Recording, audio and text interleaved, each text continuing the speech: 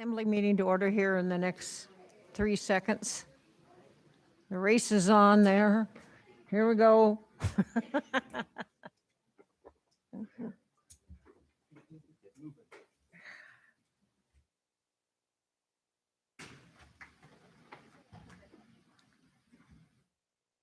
I'm going to go ahead and call this meeting to order at 6 p.m. This is a regular meeting for Tuesday, September 27th, 2022. Madam Clerk, would you please call the roll? I will. Tim Hale. Here. Stephanie Nowers. Here. I'm expecting D. McKee, Robert Yunt. Here. Moki 2. Here. Jesse Sumner. Here. Ron Bernier, are you on the phone? Is there anybody, Caleb? He may be calling in or coming in person, Madam Mayor, but you do have a quorum. Okay, thank you. Is there anything the members would like to pull from the consent agenda?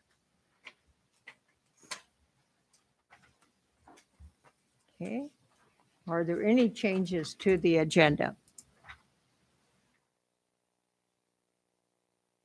Hearing none, then the agenda is approved as presented. So if you all rise, please, and Ken, will you come and lead us in the pledge, please? Pledge allegiance to the flag of the United States of America and to the republic for which it stands, one nation, under God, indivisible, with liberty and justice for all.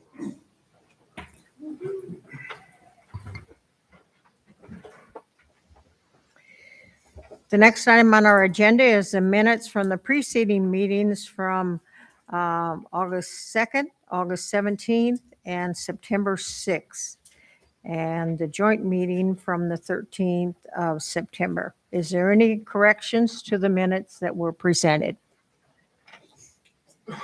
Okay. Hearing and seeing none, the minutes then are approved. The next item on our agenda is agency reports. Let's see, do we have a report from the cities? I don't see anybody from the cities. Report from the school district? No. Report from the state. Todd, you're going to speak to us tonight, please? Thank you. Good evening, Madam Mayor and Assembly and staff. Todd Smolden with the Governor's Office in the Mat-Su. I don't have too much to report, but I thought I'd come up here in case anybody had any questions about anything. And if you don't, then I will just look forward to the presentation that's going to happen. So, any questions? Any questions from any of the Assembly members? No? Guess All right. we'll let you off easy, sir. I'm Thank you getting for off all easy you do tonight. for us. Thank you. Mhm. I don't believe there is a joint Assembly and School Board Committee on school issues. We do have a meeting scheduled for Monday. And are there any public relations reports from the Assembly? Okay. And Mr. Brown, do you have a report? I do. Thank you, Madam Mayor.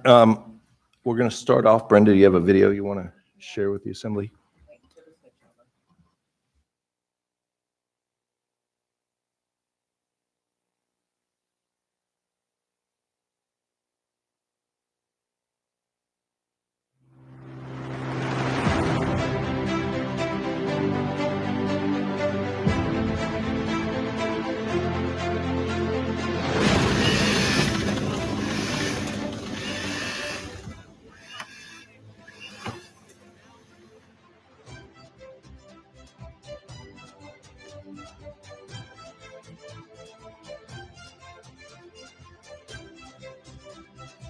It really gave me appreciation for how hard our firefighters work and train. We have a lot of volunteers that do it too, and this is a commitment.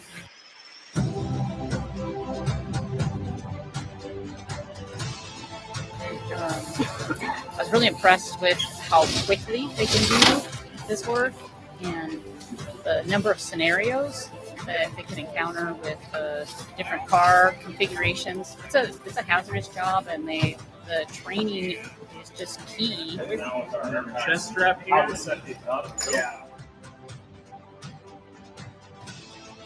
If you're ever in this situation, which I hope you're not, you'll be happy that they've had that training.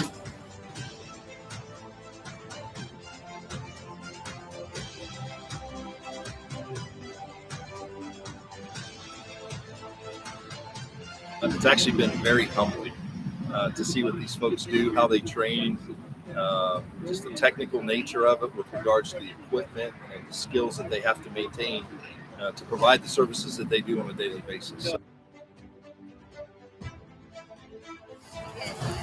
Just really appreciate the firefighters and the rescue crews and the professional crews we have out here.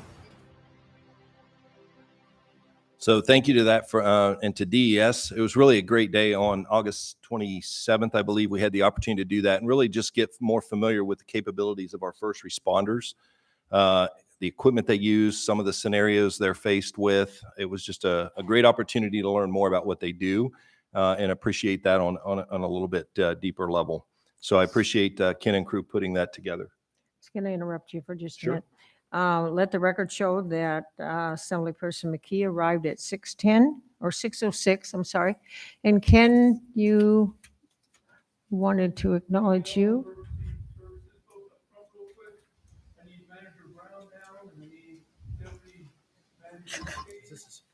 Uh-huh.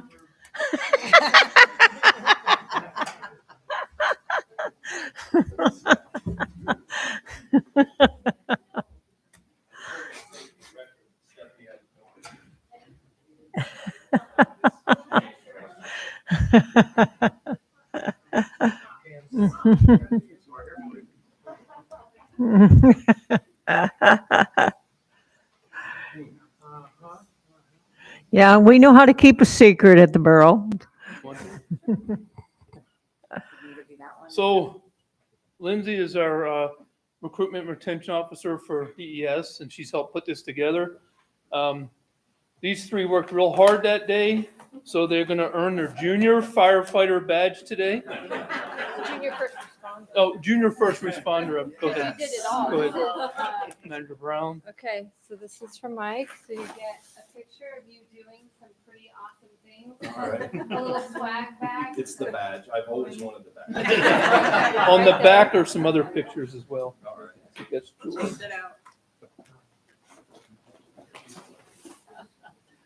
Okay, George, oh, see this one of you up in the bucket?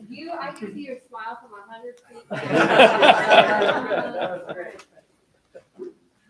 Okay. and Assembly member Nowers. Stephanie, we didn't get the one of you yelling at your husband when you were putting it. Well, we actually did, but he took it out. Okay. So My face red.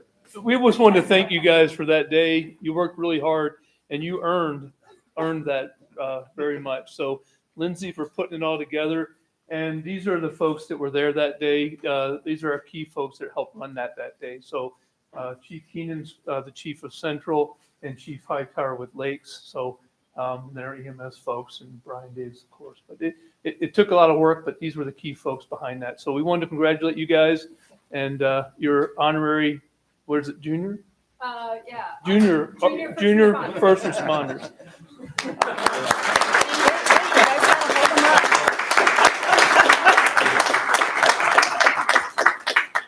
Okay, turn yours around, Stephanie. Guys, I'll show.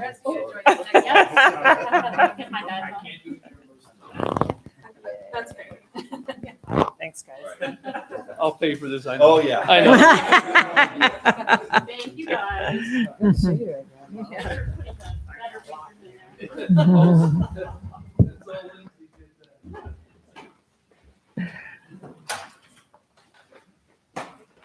Well, thank you for letting me interrupt you. I don't know if you probably won't let that happen again, but anyway, I got away with it once. So Thank go you, ahead, Madam Mayor. sir. Yeah, note to self, keep talking. I did also want to say thanks to folks that were part of the Emergency Preparedness Expo this past weekend. We had approximately 1,500 folks from the community attend that. It's always fun to go by there when you see the ladder truck and you see the kids just in awe. And it's a great opportunity then for walk through equipment, maybe have true future junior firefighters. But I really appreciate the effort and the work that goes into that. You see a lot of the same folks every year that show up in the expo and put that on for the community. So I really appreciate a lot of volunteers put a lot of hours into making that happen. So I appreciate that. I did want to take a moment to recognize a couple of individuals for community service. Start on a heavier note to begin, but Louis Farina, or Ken Farina, joined Talkeetna Fire in 1976 and was promoted to assistant chief in 1982. Ken was then promoted to chief around 1998, and he eventually retired in April of 2015. Ken joined the Talkeetna Fire Service Board as a Fire Service Area Board supervisor in March of 2019 and served until April of this year. Ken served his community in a number of events over the years, including the Millers Reach Fire, Sioux Valley High School fire, and a number of floods. He also served as fire chief for Caswell Fire after creation of the Caswell Fire Service Area for a couple of years. Ken passed away September 17th. Ken was responsible for shaping the Talkeetna Fire Department and helped manage the transition to a paid-on-call department. So we would like to acknowledge Ken Farina and his many years of dedicated service to our community and extend our condolences to his family. Now I'm going to shift to a slightly lighter note, and Ken has no idea how quickly this will pay him back. So Ken, I'm going to ask you to stand, and I'm going to take a moment to recognize our DES director, Ken Barkley. I was going to say, mind you, I'll probably pay for this later, but it turns out it's just payback. Almost immediately. Right. But we do want to recognize Ken for his 30th year anniversary with the Mat-Su Borough. Ken has been the director of DES since 2019. He also served as a deputy director for fire for 6 years prior to becoming director. Ken started with the Chugiak Volunteer Fire Department in 1990 while working on J-Bear. Ken first arrived at Central Mat-Su in 1992. He's worked with Central Mat-Su while he worked 23 years full-time through the various ranks at the Fort Richardson Fire Department. Ken, quote-unquote, retired from J-Bear in 2014 as their training officer to start with the Mat-Su Borough full-time. So Ken works tremendously hard serving DES in our community, and we sincerely appreciate his 30 years of service. And yesterday was his birthday, and he bought his wife a car. So all husbands take note. Happy birthday. All right, so we've had a little bit of fun. Now down to the business, Lisa. It's time. I would like to invite Lisa Haas up. She's with the Alaska Gas Line Development Corporation, or AGDC. I asked Lisa to provide an update to the Assembly on the Alaska LNG project prior to the Assembly considering its state legislative priorities here coming up next month. So AKLNG will be a project that will be listed in the legislation as a draft priority for the Assembly's consideration. And I honestly did not feel like I could do it justice if you had questions. So I invited an expert to allow you to interact, get an update, ask questions, so that when that comes up in the priorities for your consideration, you'll have the information. So with that said, I'll turn it over to Lisa. Thank you for joining us. Thank you for the opportunity, Manager Brown, and thank you, Madam Mayor, for the opportunity, and Assembly members. I appreciate the chance to be here today. My name is Lisa Haas, and I'm the Environmental Regulatory and Lands Manager for the Alaska Gas Line Development Corporation. And I'd also like to introduce my colleague, Brad Chastain, who is our Program Manager. So with that, I have 10 minutes, so I'm going to breeze through this at a very high level, fast pace, so that you're not here too long tonight, because I could talk to you until midnight about this project. But I will be quick. I'll give you a regulatory overview. I'll talk about our current status. I'll talk a little bit about the project economics, because we've all been hearing about this project for, 40 years now, I think. So I'll talk about where we are right now with project economics, and talk about our path forward. So next slide here. There we go. So first off, the Alaska LNG project is a gas pipeline. So we have a gas treatment plant on the North Slope, very far tip of Alaska, an 807-mile pipeline that goes all the way down through Alaska, and then a marine terminal that's for export of liquefied natural gas. Now, it's also a project for Alaskans. And so there's a gas for Alaskans piece of it. Along the pipeline, there are offtakes so that we can take gas off at competitive prices for our own energy needs. And I think that's what drives a lot of us to work on this project. So with that, I'm sorry your picture here isn't great when it's projected on the screen, but what I did is show you a zoomed in picture of what the pipeline looks like going through the Matanuska-Susitna Valley. So it does transit through the borough, and there's an offtake for near the NSTAR facility, the NSTAR Beluga facility. There's an in-state offtake planned there. And again, I'm happy to answer questions. That table that you'll see in your slide package, that's all those checks on the right-hand side are all the permits we have in place. So we're one of the very few projects in the United States that has all the major permits done and in place. It got all the federal permits and all the state permits. So that was a big effort, and I'm glad that piece of it is over. There we go. Some people thought fossil fuels would be done being used in the United States in the near future, but demand projections are shown on the screen. So there are two lines going up that shows the demand expectations out to the year 2050. The highest curve there shows demand if countries don't transition away from fossil fuels as they have announced they will. But even that green line that goes kind of like this, the curved green line, shows that the demand curve out to 2050 if all the countries meet their expected carbon transition targets. So that's the curves are the demand. That shaded part underneath is the actual supply of LNG expected over the years. So you can see demand is going to exceed supply on into the future, and that gap is expected to grow right when this project would kick in with LNG. Our cost of supply is competitive. So we had Wood Mackenzie come in and take a look at this project. They looked at all the different parts and pieces that would lead to a cost of gas supply. The number on the little bar on the far left of your screen there is the Alaska LNG project, and it's in comparison to Gulf Coast LNG. So you can see we're very competitive cost of supply. Oh, there we go. So what we're looking for with this project is energy security for Alaskans. I think many of you have heard about the problem with Cook Inlet gas supply. We heard from Hillcorp recently that they can't guarantee renewal of gas contracts for rail belt utilities and all of us who get our gas from Cook Inlet right now. That is a concern, and it's a concern that's significant enough that the utilities are actually very strongly supporting this project as one of the best alternatives, or the only big alternative to Cook Inlet gas supply.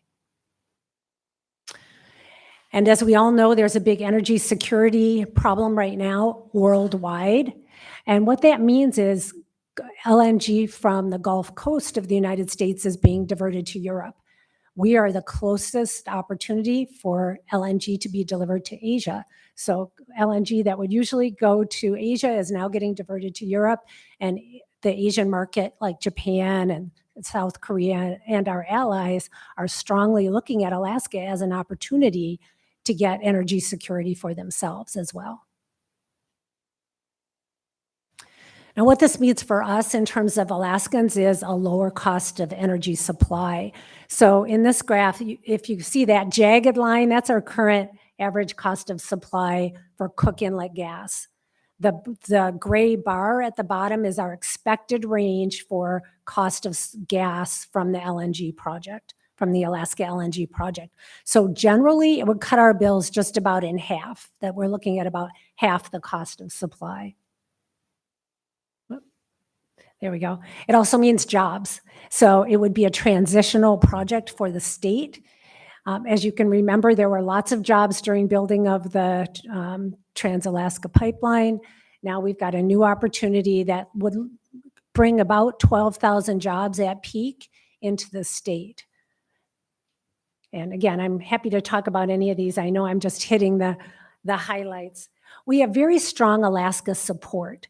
So just as an example, there was a recent Department of Energy draft supplemental EIS that was put out for public comment.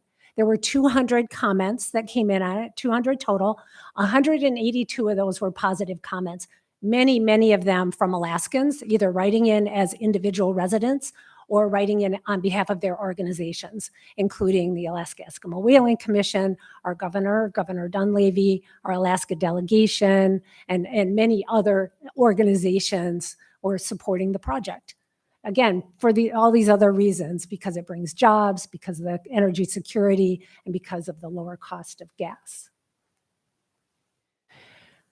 Now, at the same time, we recognize that over time, there will be more and more pressure to reduce use of fossil fuels. And the really exciting thing about liquefied natural gas is it can be converted to other things. And so this gas, if partway through the process, partway through the 30-year life of the project, if companies want to switch and develop hydrogen or develop ammonia instead of shipping LNG, if they want to develop hydrogen or ammonia from LNG and sequester carbon in Cook Inlet, there's a perfect opportunity to do that. Cook Inlet has one of the best carbon sequestration basins expected in the US. So with that, some people say, well, what about, how could the state afford to spend the kind of money we need to develop this project? And the bottom line is, it's not going to be a state-funded project. This project was meant to be developed and handed over to private parties at this stage in the process. So the initial development was by the producers. The state took it over and did all the permitting and preliminary engineering, and now it's time to hand over to private developers to take it the rest of the way and build out the project. And we are talking to world-class developers right now to come in and do that. So moving forward, what does that mean? Well, first off, it means that, let me see here. We are working with world-class suppliers, as I mentioned, to get funding for the project. It means we have a small window of opportunity right now to get those investors on board while we have all of our permits, because all the permits will expire at some point in time. So we've got all the permits. We've got an LNG market that desperately needs our LNG. We've got potential investors at the table, and we've got strong backing from many, many people in Alaska who want this project to go forward. So with that, we're encouraging Alaskans to support the project, and I'm happy to answer any questions. Thank you. Questions from the Assembly? Yes, Assemblyperson McKee, go ahead. Yeah, I'm a lifer up here, and I've been hearing, as you said, about this for 40 years, a little older than 40, but that's how long I've heard about it. It seems that our major impediment before was finding markets for our LNG. I know that there's an upside to everything, a silver lining and all that thing. Did the war in Ukraine jumpstart this? In some ways, the war in Ukraine makes it even more critical to have a U.S. supply of natural gas. So yes. So what it means is that Europe, who has relied on Russia for their gas, now turns to other places like the Gulf Coast of the U.S. So some LNG that would have been going to Japan and other places down through the Panama Canal from the Gulf Coast are now being diverted to Europe. And so they desperately need a project like ours. And we are so much closer to Asia. We're 7 days cruise to Asia versus about a month from the Gulf Coast. Well, for the first time in 40 years, I think it's actually has a chance. So good for you. Oh, thank you. Person Yount? Some of it may be in here, so I apologize if it is, but what's the estimated length of construction? If the project were to happen, how many years would it take from the time we break ground to when we're delivering to the market? 4 to 8 years, depending on how fast you go and what's done concurrently. And with today's material prices, is there an estimate on the cost of the overall construction? The overall cost of the project is estimated at $38.7 billion. Thank you. Thank you. Assemblyperson Nowers? Thank you. So when you say turn it over to private partners, are you seeking public funding for some of that 38 billion, or are you? Go ahead. Are you thinking this would be privately funded? Privately funded. The state of Alaska has carried the project now through this permitting phase. The state, of course, owns the gas and would likely would have a royalty on gas and would likely still have a portion of ownership that it would retain in the project. But for others to come in and put that kind of money in, they'll have equity in the project. Okay. And Because of so how much of the gas, like what percentage would be exported versus used in the state? We have about 500 million standard cubic feet per day reserved for Alaska. So, and that's about twice what we use right now today. So there's plenty of room for growth, and it's not like that's all we could use, but so we have about twice what we currently use reserved for Alaskan use. And how much to make the project viable for a private developer? Like how much, like we're a pretty small market. We're So very small. what's a viable amount of like percentage of the gas that would need to be viable in the export market to make the project viable? We have 2.2, is it 2.2 billion? Give me the number there, Brad. 3.3 going down the pipeline, export 2.9, 2.8 billion. So our gas, our in-state piece would be a very, very small piece, which is what makes it economic for us as Alaskans to get the gas in this way, because you've got the export line really driving the funding much of the process, Right. with us being the receivers of that lower cost gas. Right. We just have to find the market to take it, right? Yeah. We do. Yeah. Well, which isn't too terribly hard right now. I mean, there's demand for LNG right now in the market, and the long-term outlook is an increased demand for gas. But yes, Yeah. we still need the money to build it out. Okay. Thank you very much. Thank you. Assemblyperson Hale. And thank you, Madam Mayor. Madam Mayor. So where are the producers on? Where's ConocoPhillips? Where's Exxon, Oil Search? Hillcorp. What's their take on this? Are they on board, or what's going on there? They are on board, and they're willing to sell gas into the project. Which would be their role in this kind of a project. So it's not a direct investment by them. They're just prepared to sell the gas. Yes. Right. Yeah, and they could come in as investors as well, but that's not where our focus is right this minute. Well, I work construction on the North Slope in the wintertime, and I've been hearing about this gas line for a long time. It always seemed pretty far-fetched to me, but I wish you guys the best of luck, because that would be some pretty productive seasons. So. Well, it's interesting, isn't it? Because about twice, if you're on the slope, you're familiar with that. We pump gas out of the ground every day on the slope. In fact, we pump about twice what this project would take down the pipeline, but it's stranded right now. There's no place to take it to market. So it gets compressed and put back in the ground. Yeah, they also use it, they compress it and put it back in the ground to keep the head pressure up on the wells as well. Yes. Which always seemed to me like in past years, it seemed that the oil companies weren't interested because it was more profitable for them to put it back in the ground for the head pressure to reduce their lift costs than it was to sell it down a pipeline. But, if the situation has changed and we're seeing a good market for it, like I said, I wish you guys the best of luck. Thank you. Assemblyperson Yacht. I've heard a couple different ranges on potential timelines. What is that? What are you guys' numbers on how long this could last? Gas, 20 years, 30 years, 50 years worth of gas in the ground that we know of right now? What are the ranges? 30 years is the expected. What happened is the Department of Energy just did research and determined that there was plenty of gas at Point Thompson and Prudhoe Bay to supply the project with gas for the full operational life of 30 years. Thanks. Assemblyperson McKee. Just for comparison purposes, the cost of the Trans-Alaska Pipeline and the number of jobs that were produced by that, do you have any comparison with what, I saw what your figures were, but I don't know what their pipelines was. Do you know, Brad? I don't. Boy, that'd be swinging so hard there. We have to get back at that. The CAPS was less than $10 billion. Yeah. When it was finished, Mhm. it was double the cost of what it was estimated when it started. Yeah. Okay, thank you.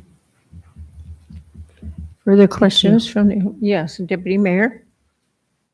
So I think there's a federal loan guarantee for the project, right? How much is that? Is that 28 billion or something like that? That's correct. With inflation, it looks like it's 24 billion. Oh, okay. Yep. So a big chunk of what would be required to build the project is guaranteed. And what level is design at right now? The design that's been done is the pre-feed level design. We need to do the front end engineering and design, so final design. Okay. And that's actually the next milestone we'll be headed for, is to get that investment to go forward with the feed level work. Thanks. Thank you. Further questions or comments from the Assembly? Yes, Assemblyperson Young. I may have misunderstood you. You're hoping that the investors will go forward with that final portion of the design, or is it the state that's going to pay for that? It's the investors. Okay. And if we select it, we're obviously, they're not fully selected yet, correct? Correct. Okay. So it could take a little while then for that part to happen. We're aiming to have that done so that we can do a final investment decision in 2024. So in 2023, go forward with the. Thank you. Thank you. Further questions from the Assembly? Hi, this is Ron. Oh, hi. Go ahead, sir. I think it's a win-win for Alaska, and just let's try and follow up with how many jobs it would produce as well.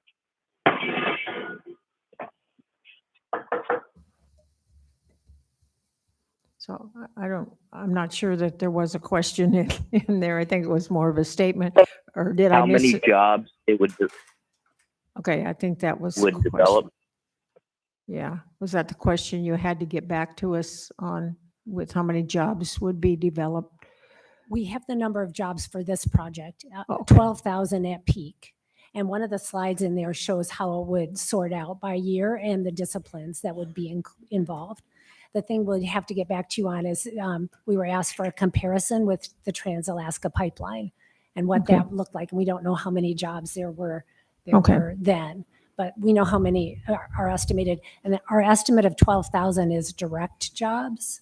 Okay. So then, of course, you'll also have all the indirect support jobs that go with that. Okay. Assemblyperson Ron, did you understand that, hear that? I did, thank you. You're welcome. Yes, Assemblyperson McKee. This is following the route of TAPS. Is anything going to Nikiski, or is that not part of the deal?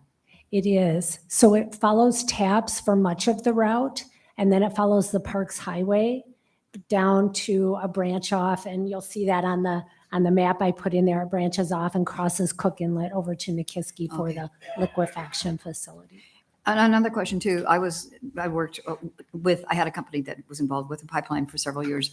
And one of the things that was huge was Alaska Hire. Do you have the workforce here? Because they were like the pipe builders and welders and all those folks who were flying in from Oklahoma and overflying and going back out there. Do we have what's our capability of in-state employment? We would have to ramp up to get enough people to work. I mean, we don't have lots of extra workers right now in Alaska, but there's an expectation that we'd be training and using Alaskans wherever we can. And that would be an expectation that would come in with the investment partners in the project. Do you have anything else to add to that, Brett? Anything else? Oh, okay, I can do that. I can do that. So one of the investment partners that we can talk about right now is Enbridge. So Enbridge has agreed to come in and be the pipeline lead party. So I said we have a gas treatment plant on the North Slope, and then we have the pipeline and the liquefaction facility. And we're treating those as three separate projects in some ways. It'll be integrated, but three separate lead parties. Enbridge has agreed to be the lead party for the pipeline. And they have a very strong reputation for local hire. Very good. And that's our expectation for them. We've talked with them about that. They know that that's our expectation, and absolutely Alaskans would be preferred over bringing in people from other locations. And one of the big things when I was doing this thing was Alaska Native Hire. And I'm hoping that there are programs, since you're planning this thing out for several years, that there would be concurrently training programs for not just Alaska Natives, but that was certainly our focus. You can't put the cart before the horse, but when would you start the training programs? We wouldn't be the ones to start the training programs, but as soon as we know that we've got a final investment decision, my expectation is those programs would get started. Okay. And we'll work with the state to make sure that the State Department of Labor has everything in place they can. We've been working with the pipeline training program up in Fairbanks. We've been up there several times and talked with them about the project. So that's probably the time when a training program would go forward.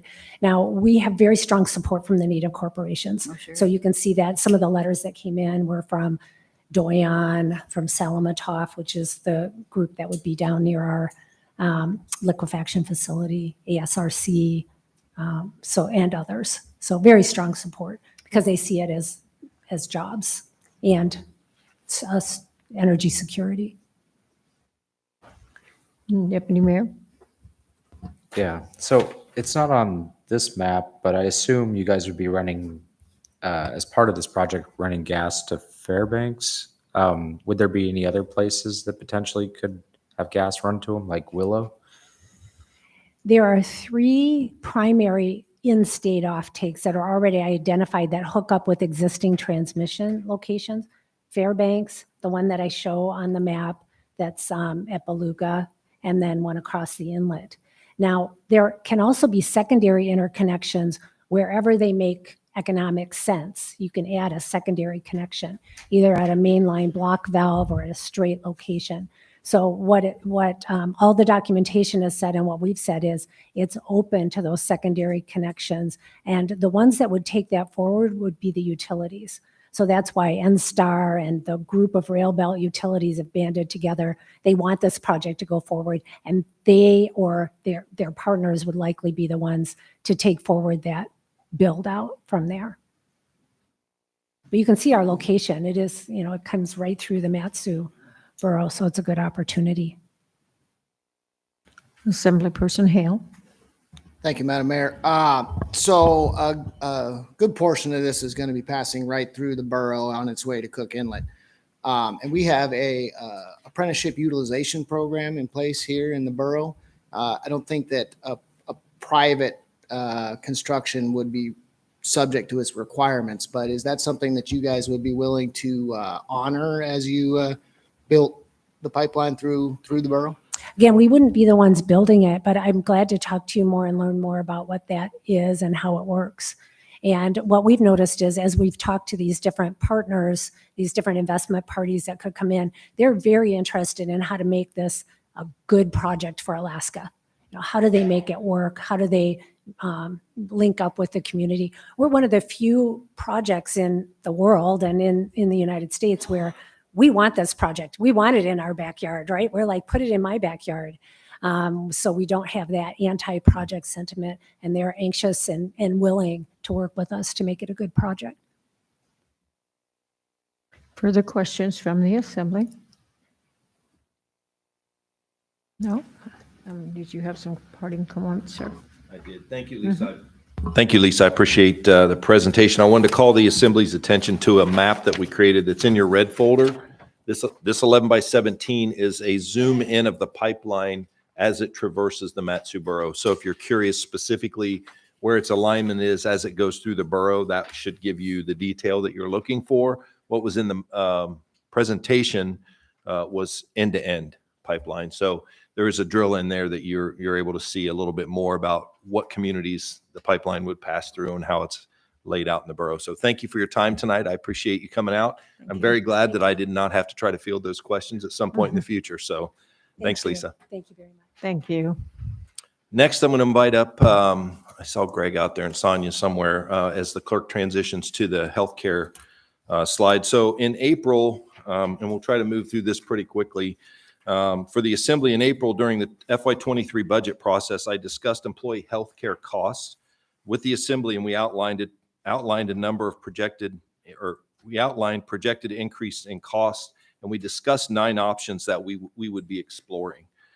Since then, the borough's healthcare committee, comprised of borough administration, the Mat-Su Borough Employees Association, and our healthcare broker, Parker Smith and Feek, have been working on exploring and examining those options that provide for better plans sustainability, encourage stewardship, and provide options for employees. So I've asked Sonia Conant, our Human Resources Director, and Greg Loudon, who's with Parker Smith and Feek, to provide an overview of the plan and changes, and also discuss communications related to the implementation of these upcoming changes. So this is meant to kind of give the Assembly an update of where we left off in April when we last talked about this topic, and allow you to engage and ask questions. So that is the background if you want to move forward. And Greg, the floor is yours. Thank you, Manager Brown, Madam Mayor, Assembly. My name is Greg Loudon. I work with Parker Smith and Feek, and we are a commercial insurance brokerage based in Anchorage, and I've had the pleasure to work with the Borough for a number of years with your self-insured health plan. So I'm the employee benefits consultant that works with them. For the last, I don't even know how long, 5 years, we've been pretty focused on healthcare costs, and not just on short-term, but on longevity. As Manager Brown mentioned, the last couple months, 6 months, we've been working extremely hard. You'll hear some of the details about that from Sonia in just a moment. We've got up here as the annual health plan cost for the last 10 years. See a little asterisk on the 2021, 2022. This is kind of projected what we're looking like right now through the end of the year. What I want to draw your attention to is the top line, blue line, is the actual health plan costs. We're looking right now like we're going to end up the year just over $12 million in total expenditure for the plan. The gray line below it is our large claims. And the definition for large claim in this is claims over $50,000. We've had the last year or two have been fairly significant for us with large claims. We've had some claims that have driven the total cost. The text at the bottom mentions we've had $4.7 million paid on claims over $50,000 on behalf of 31 claimants during the first 3 quarters of the year. So we buy a specific kind of insurance called stop loss, and it's a shock loss. Prevents the Bureau from experiencing any significant claims over a certain dollar amount, and then also the plan overall. What we've had happen just the last year or two is that the number of those claims have been going up, and these are not ongoing claims, like not people that are significantly ill. They're going to be consuming large hospital dollars or prescription drug medication. Just we've had a lot of kind of significant injuries. We had a few employees, independents that got hurt in a pretty meaningful way, and we're experiencing that just for this 1 year. This graph here shows over the last 10 years the percentage of our total expenditure on health plan that is consumed by large claims. So you can see going back to 2012, 2013, we were at about 31%, dipped down to about 19%. And then beginning in the 2018, 2019 year, where that red line is at, we've had a significant increase just over the last couple of years. And it's just, this could be just a moment in time. Certainly we've got an aging workforce, so we've got people that are, as they age, they consume more healthcare expenditures, but we've also had some accidents and injuries that have been significant.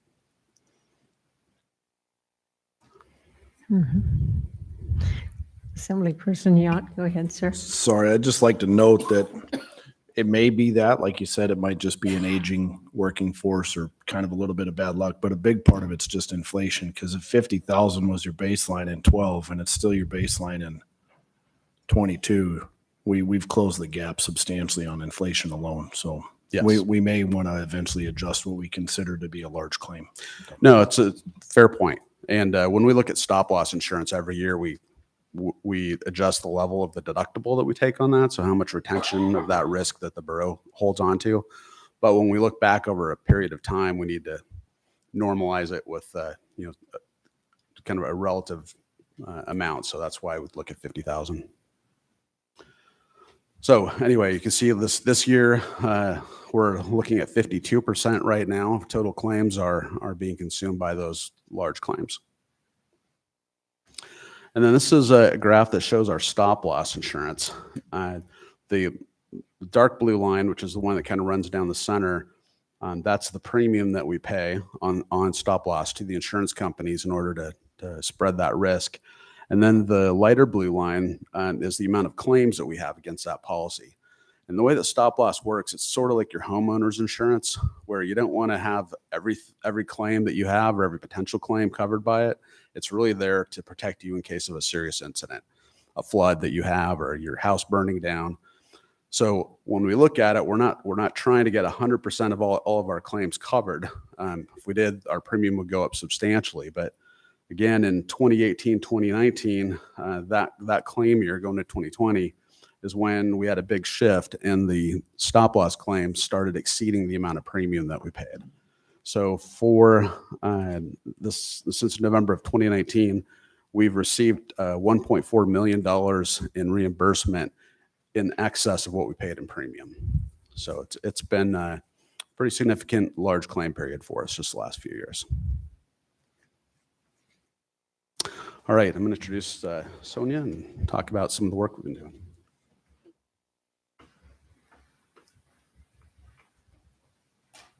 Madam Mayor, Assembly, I'm Sonia Conant, Human Resources Director for the Borough. I'm going to talk about kind of what we're doing in the direction we're going. As you saw with the slides presented, healthcare is a very costly expense for the borough. And over the years, the trend line's gone up. And so we've gotten to a point where our status quo is not going to suffice. And we have to really look at what are we doing and how do we create a sustainable plan, but also keep a focus on employee retention and recruitment. And so Manager Brown indicated that we've been working for many months on and looking at this, and Greg as well. So one of the things we realized is we have a one-size-fits-all plan, and that doesn't work. And so we wanted to find out from our employees and our user group, what are their thoughts. So an employee survey was launched this summer asking members whether or not they would consider different plan options, whether or not they'd be willing to have a different contribution structure, tiered structure. And the slide up there shows you the results from those two questions. So as you'll see, a majority of those who responded to the survey indicated yes, they would support additional plan options, including high deductible options. And then on the right side is regarding the question about a tiered contribution structure. So again, we have a one-size-fits-all plan and contribution structure. So moving to a tiered contribution structure would put us more in line with what many organizations do and create some parity.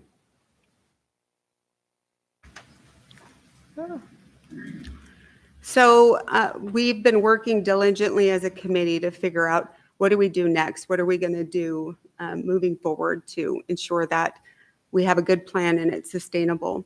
So this slide depicts kind of our three focus areas. We want to provide options for employees. We want to ensure health plan sustainability for the long term. And then we also want to drive stewardship. And so those are three things that we think are key to our endeavors here. So some of the recent plan changes and upcoming plan changes. The first one is implementation of the Transcarent program. Bridge Health had been our program for medical tourism and our virtual PT program, physical therapy program. Recently, Bridge Health transitioned to Transcarent, and we've been able to implement other offerings from that program. So we're going to continue with the medical tourism. We're going to continue with the virtual PT. But with this umbrella of Transcarent, we also will have the Teledoc program through them. And they've got an oncology care program that we're really excited about. If any of you have had experienced dealing with cancer in your friends or family or yourself, it's very troubling to navigate the system here in Alaska. We just don't have a lot of providers, specialists. So having this option for our employees and their families to be able to have a health guide to walk them through, navigate the oncology process in the state, and also provide them options outside of our local community if they so choose. So we're excited that we're bringing that on. And then just the quality of care that is going to be an option for them as well. So Transcarent went online September 1st. The other thing we're doing is a Capstone primary care Nearsight clinic option for our employees and their dependents. So what this is effective October 1st.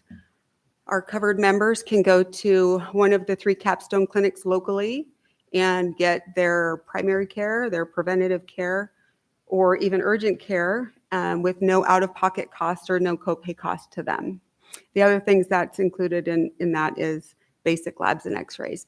So the reason this is important is not only is it going to affect cost to our plan, but it also gives employees an added benefit if they're looking at some different benefit options. So if an employee is choosing a high deductible plan, this will offset that because there are no deductibles or copays that they're going to have to pay. So it's something that would be a benefit to that group as well.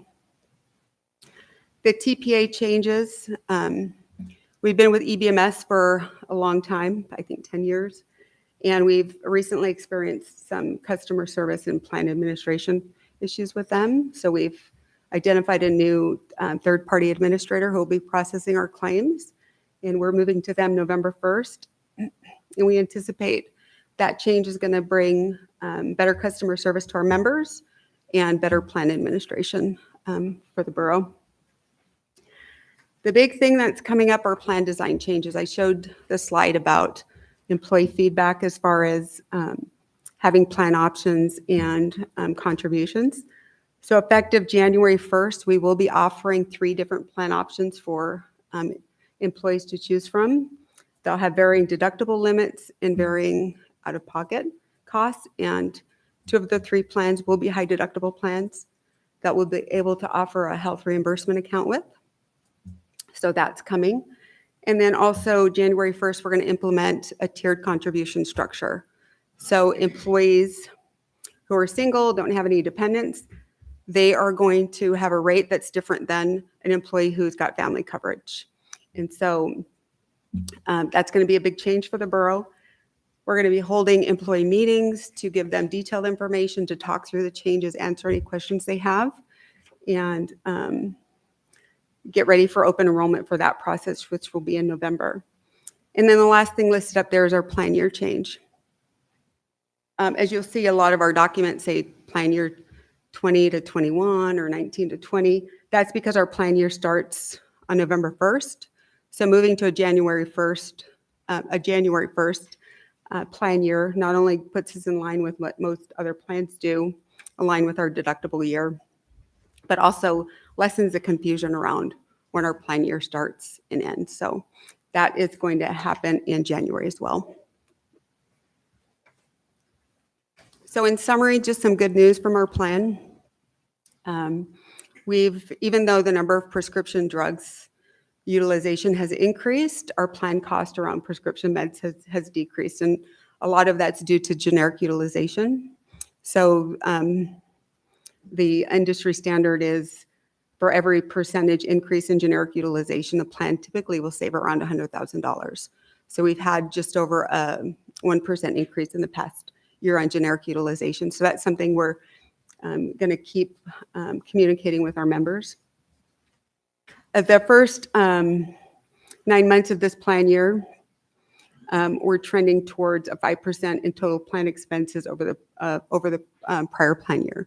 5% is an increase, but it's still not increases that other organizations are experiencing. I mentioned communications. We rolled this information out at our employee quarterly meeting earlier this month. We're improving our website. So currently employees have to go be at work or be on a Borough network computer to get benefit information. We have created a website where that is available, so they don't have to be on the Borough network. Their family members can go in and access plan information to answer questions. If they're at the doctor's office and they've got their cell phone out and they need some information, they can easily go and get that. And we're also putting together informational videos that will be out there as well to talk about what self-insurance, what do I do to get care out of state, those sorts of things. And then we're going to start holding small group meetings for employees to discuss the plan changes that are going to happen in January. And I would like to extend that to assembly members as well. If you would like to meet and discuss the plan changes and how they might affect you, just let me know and I'll reach out to you and see if you want to set up a time to do that. Thank you. Go ahead, sir. Did you have a follow-up? Yeah, so I was just going to say, I appreciate the update. You know, we do recognize that with these changes, I mean, whenever folks talk about healthcare, it's very personal and it's very individualized. So, you know, we showed you the survey slide and it talked about generally a 70-30 split. So that does mean that there were 30% of employees really on both sides with regards to health plan or around tiered contributions and having different options that really didn't want to see things change. So I do want to recognize that, like, we have a fair number of folks that don't want to see some of these changes. So we are spending time to be very deliberate about communicating these changes and how they will affect the individual. You can't do it in a large setting. We've kind of put the larger message out there. Now we will drill down to these small group meetings so folks can figure out what it means to them individually and to their families as we prepare for these changes. We're also trying to lead this. What I can say is, you know, when we look at the employees and their coverage, they'll have some options, but the cost won't increase for them until July of next year. So we have set it up in such a way that we buy some time. That's when, you know, our budget is aligned to fiscal year. Our plan is now going to be aligned to a calendar year. So, you know, we're working through that to try to make this transition as smooth as possible and limit the impact, at least in a negative way, to employees over these next several months. So we'll take any questions that you have, but I felt like we owed you an update from having that discussion in April to kind of follow up and talk about what some of these things are going to look like and how we get to a plan structure that I could make the argument would be more sustainable over time. Okay. Alrighty. Assembly person hours. Yeah, first I just want to say thanks for the update and thank you for the effort that goes into trying to figure this conundrum out. You know, at the end of the day, we're trying to pick at a problem that is bigger than us.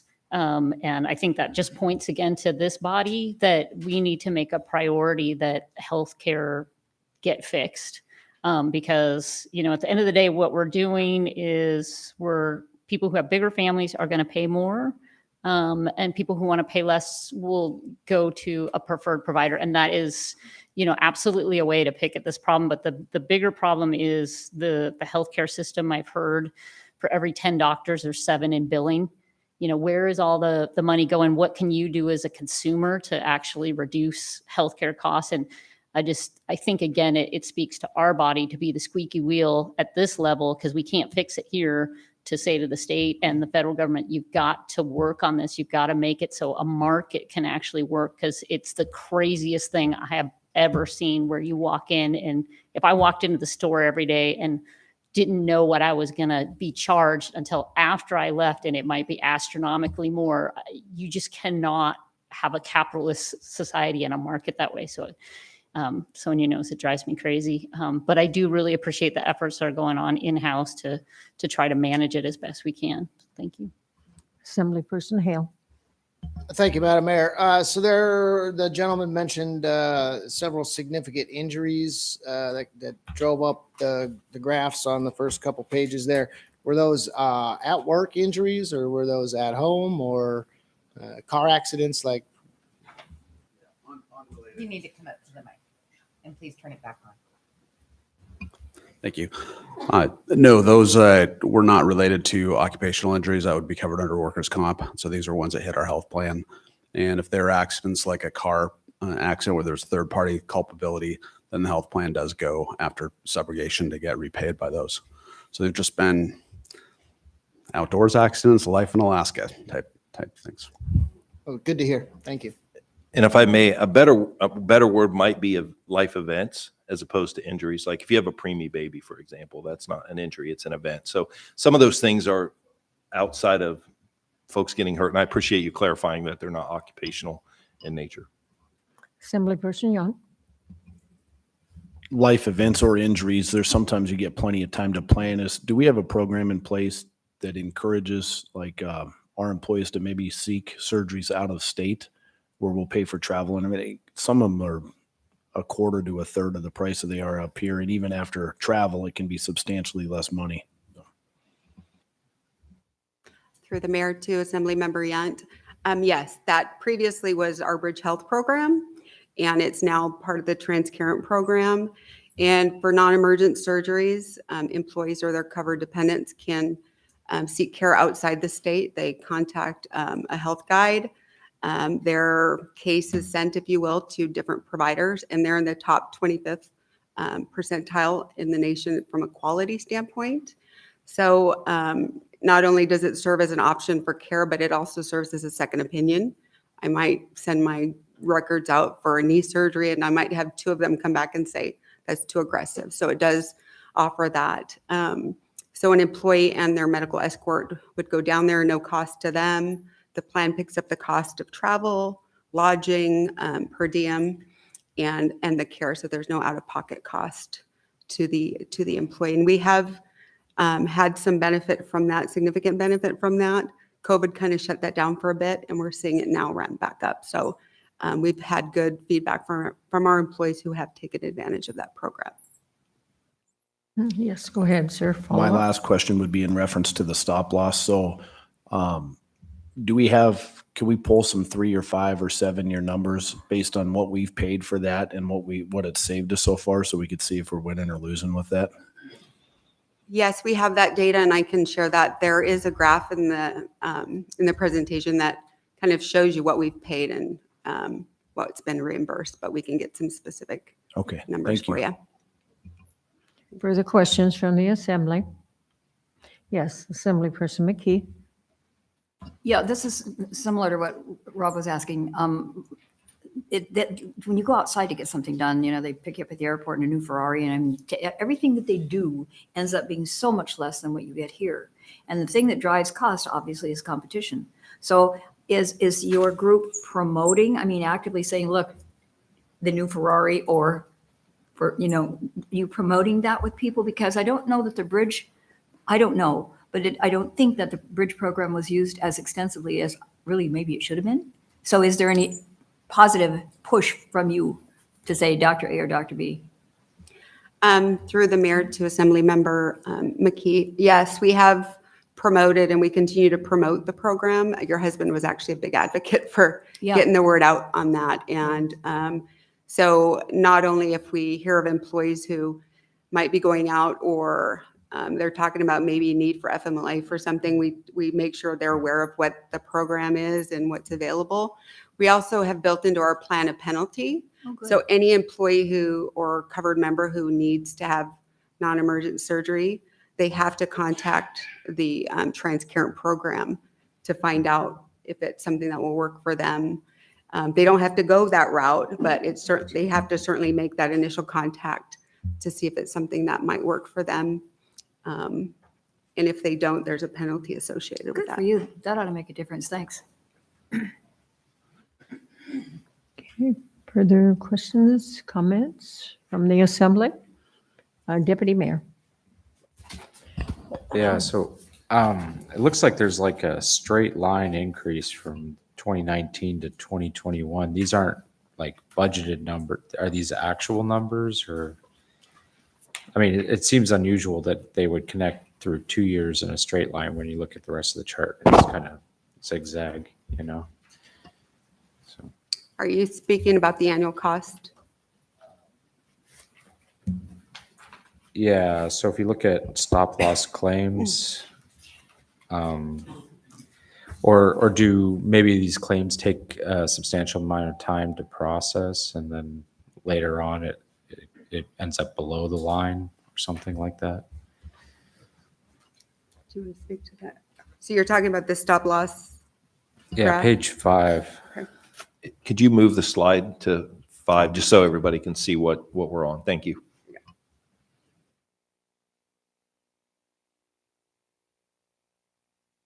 Okay, so this is the graph you're asking about here. So the question was, why is it straight, like on the premium line, the blue line, or on the claims?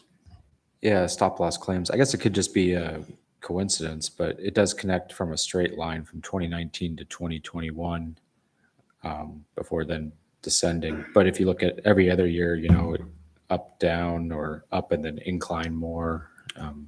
So I was just wondering if these are like settled numbers, or if these are maybe like budgeted or projected numbers, or they No. negotiate down or something like that? Thank you. No, that's, I think it's just coincidental. Maybe it's the printed versus what's on the screen, but there is a slight deviation from year to year, but they definitely do fluctuate. We see that pretty consistently. With stop loss claims, what generally happens is we meet our deductibles on claims early in the year. And then as the year goes on, if you have a significant accident, say after the first quarter, we've hit the deductible and then we get reimbursement. So those claims do tend to go up, and that can cross over because of our fiscal year on our health plan. But I think I'm happy to share kind of the detail on the printed version, but the claims might look straight, but there is some variation to that. Yes, Assemblyperson Young. Yeah, kind of building on what Jesse said and what I said earlier, and this will be my last comment or question, but I whipped out a inflation calculator here, and $50,000 in 12 is about $65,000 now. So we might want to take a look at what we're paying for stop loss at that level. We might want to adjust that threshold. I'm not saying we have to, but you might want to look and see how many of them were between 50,000 and 65,000 in the last 24 months or something, and just see if inflation's playing a role in that. So, thank you. Thank you. Yes. And through the mayor to Mr. Young, we will provide the actual data on the stop loss in tomorrow's weekly post. We already have it in the table, so we can get that to you pretty quickly. And I agree, we have to watch that on the premiums, and that's something that we do and adjust. For the purposes of the slide, though, we chose the 50,000 just to give you kind of an apples to apples comparison. We could have certainly chosen to adjust that for inflation over time. And I agree with your point earlier. I think that's fair. We were just trying to keep the analysis as simple as possible. So, but we will get you the data for the stop loss information as far as premiums and payouts over the past decade, because like I said, that's what that chart's built on. So we have the data, and we'll get that to you tomorrow. I guess if there aren't any other questions, thank you. I appreciate that. And I appreciate the indulgence. I know that report took a while, so I apologize for that, but it was some information we wanted to get out. And obviously we had the election coming up and kind of different meetings and stuff, so I didn't want that to linger. So thank you, Madam Mayor. Mhm. Okay, is there any questions from the manager's report that we didn't cover? You've given out all year and a half. Mr. Attorney, do you have a report? Very briefly, first, I'd like to thank the manager for pointing out that 1992 was 30 years ago. Not the next meeting, but I advised the clerk's office that on October 18th, I'm going to ask for an executive session. When COVID hit, and actually since then, we've seen an uptick in neighbor disputes, often involving property lines and rights of way. We have one of those cases going right now. We've got a few of them going in my office, but one looks like it's headed towards resolution, might require assembly action. So I'd like to brief the assembly on that on October 18th. Hopefully it won't be a heavy night, and we'll brief you in executive session for that. So it's District 1, so we'll probably talk with Assemblymember Hale a little bit in advance. That's it. Any objections to that being added to the agenda on the 18th? I don't see any, so Madam Clerk, report. The clerk's report is in your red folder. I also emailed out last week the election brochure. I also have it attached to the clerk's report. Did the assembly see any changes they would like made to the clerk's or to the election brochure before we okay it for print? Is there any changes? I don't see any. Is there any objection to the election brochure? Okay, hearing none, then the election brochure shall move forward. Thank you, Madam Clerk. Anything else? No, that was it. Okay. The next item on our agenda is citizens and other correspondence. Is there any comments on the citizens from the assembly? Hearing none, they are presented. Madam Clerk, would you read the IM into the record, please? IM 22-183, reporting the conclusion of contract for bid number 21-128B with Orion Construction Incorporated for a final contract amount of $1,707,525.76 for the Borough Central Mat-Su Emergency Services Training Complex improvements. Is there any comments on the IM? Seeing and hearing none, that it is presented. We have no special requests from persons to be heard. We will now move into public hearings. Madam Clerk? Ordinance 22094, an ordinance accepting and appropriating the first 2 years of the National Opioid Settlement Funding totaling $95,089.10 from the Manufacturers and Traders Trust Company with accompanying resolution. 22073, a resolution approving the scope of work and budget for opioid settlement relief. If you're on the phone and would like to speak to this, press *3. Go ahead, George, for the staff report. Thank you, Madam Mayor. My name is George Hayes. I'm Deputy Borough Manager. Do the staff report on this legislation. Essentially, it does the accepting appropriating for the 2 years of the distributors' contributions on this settlement. The settlement happened in February of this year. It gave $26 billion settlement for 3 distributors and a manufacturer, essentially over an 18-year period. For the borough, you think, oh, well, that's a lot of money. But for the borough, it really comes down to this $95,000 is a little over half of what we expect to get for these first 2 years. They didn't pay last year's, which they were supposed to, so they doubled up this year. We get about 3/4 of it from the distributors, and then the other quarter comes in from the manufacturer. We'll come back later, sorting out the rest of that money. So it's going to total about $150,000 for 2 years worth. Over the 18 years, of course, that comes out to about $75,000 per year. It's not a lot of money, but you all get to decide essentially what we use that for, and it has to be used on opioid remediation. Couple of statistics on that. For us, here in the borough, we lose, unfortunately, about 14 people per year on opioid deaths. It's huge at the state level. Over a 5-year period, they lost 446. And at the national level, we've gone over 100,000 per year now on opioid overdoses. For the money itself, we must spend it on the opioid remediation, and that can be a lot of different things. It can be training for maybe additional training for our responders. It could be training for folks over on the school district side. It could be for any of our health and welfare organizations that have to do with opioid addiction, prevention, and those types of things. We'll come back to you with a recommendation on what to spend this on. But for now, pending further questions, that's all I have for you. Questions from the assembly? Training's nice, but rehab's better. Could it be used for rehabilitating people who are still struggling with it? Absolutely. Okay. It can be for prevention, it can be for current addicts, or it can be for after they're getting over it and a continual kind of treatments. Thank you, sir. Further questions? Okay, seeing none. Thank you, sir. Thank you, ma'am. I'm going to go ahead and open the public hearing on ordinance number 22-094 and resolution 22-073. Anyone is welcome to testify to the assembly regarding any of these 2 items. And we would like very much for you just to testify on these 2 items, not on anything else at this time. Do we have a sign-up sheet? We do not. Okay. Do we have anybody online? No, go ahead. Come forth. Good evening, everyone. Todd Smolden with the governor's office. And I just wanted to speak to this issue. It's something that I've been working on in the governor's office and also participating with the Mat-Su opioid task force on.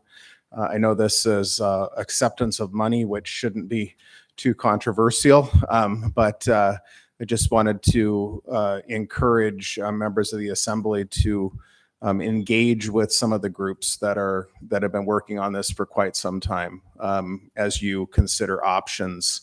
That there's, as I mentioned, the Mat-Su opioid task force There's Narcan training opportunities. The money could be spent on some of those things, as well as what Assemblymember Yunt mentioned, which is rehab. And part of the legislation that passed, which was HB 172, allows people to be if they are endangering themselves or others, to be able to be taken to rehab centers. And there is a new multi-bed facility opening up in the Wasilla area at True North. So there's a lot of really good ways that this could be used. Additionally, fentanyl is a huge problem in our state. It's a huge problem in the country. It's coming through the Mexican border, and fentanyl is not, the deaths caused from fentanyl are being caused as an accident, in the sense that people who are dying of fentanyl poisoning are not anticipating that they are doing something that is going to kill them, because it literally is a poison in street drugs.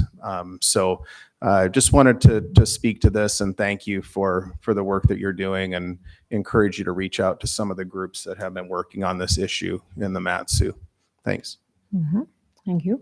Anyone else would like to testify? Do we have anybody online? No. Okay. Then I will go ahead and close the public hearing. Deputy Mayor? I move to adopt ordinance 22-094 and resolution 22-073. Is there any discussion? Yes, Assemblyperson Hale. Thank you, Madam Mayor. This is a question probably for the deputy manager. Seems like he's kind of being the lead on this. Is that? So what kind of stakeholder type folks have we got involved in this? So like, who all is going to help us figure out what the best way to spend this money? Have we reached out to, the various groups here in the valley that are already doing this kind of work? Yes, sir. Through the mayor to Assemblymember Hale. We have, in some cases, we plan to use the existing vetted organizations that we use for the Human Services Matching Grant, and look at those organizations as well. Talk to Michael Carson about some nominations that he might have and others. But we have a list going of about 10, 12 different organizations at this time. And we'll do some advertising out there for others who may want to put their ring in the hat for this. But there's not a lot of money, but we'll at least provide some opportunities for taking a look at that, and then leave it up to you all where you want to send that money. Thank you. And just kind of a follow-up comment, Sure. I guess. I would say that an ounce of prevention is worth a pound of cure. So if we can, reach out to the kids and the at-risk people, kids don't know any better. You make one mistake, you pay for it for the rest of your life. So if we could kind of focus on that, that would be great. Thank you. Yes, sir. Yes, Deputy Mayor.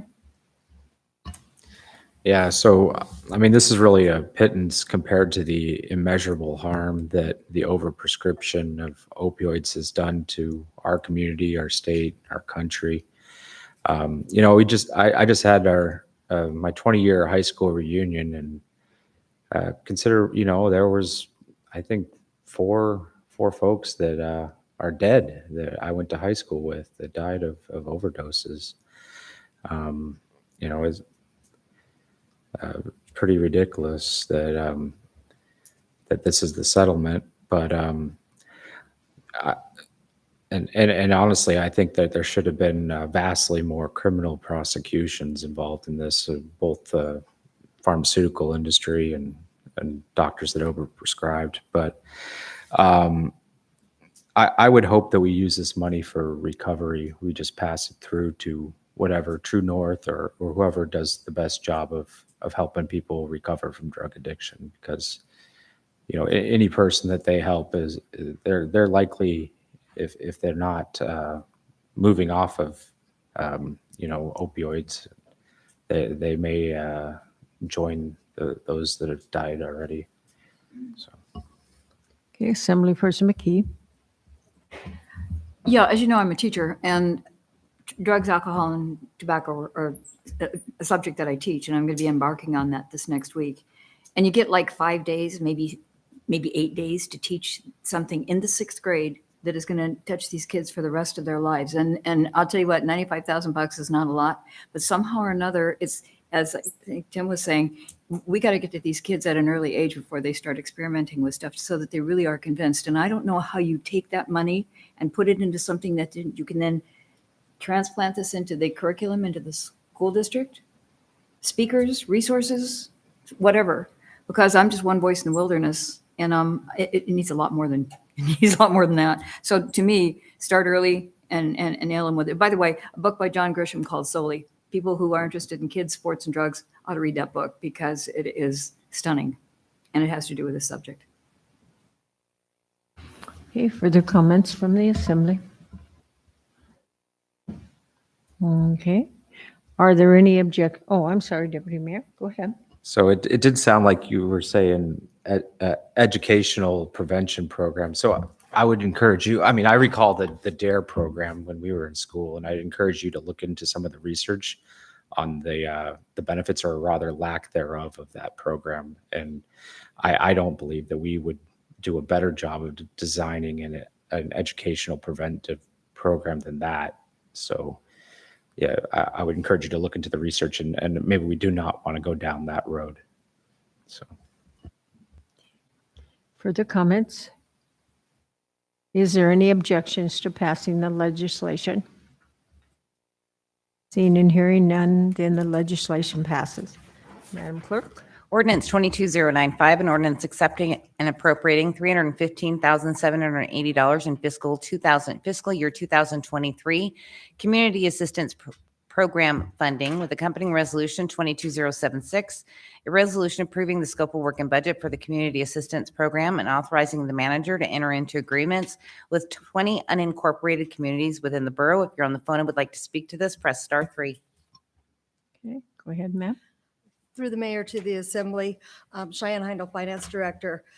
This is an accept and appropriate for this year's state allocation of the Community Assistance Program. We have 20 qualified community councils that will receive $15,789 each. Okay, questions to the staff? Yes. Assemblyperson Hale. When would that be dispersed? Community councils are always asking me. I never know the answer.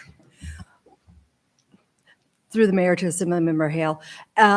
Since we have changed how we're doing it and they're pre-qualifying before we actually even get the award, we will start dispersing it soon as the legislation is signed. So within the next couple weeks.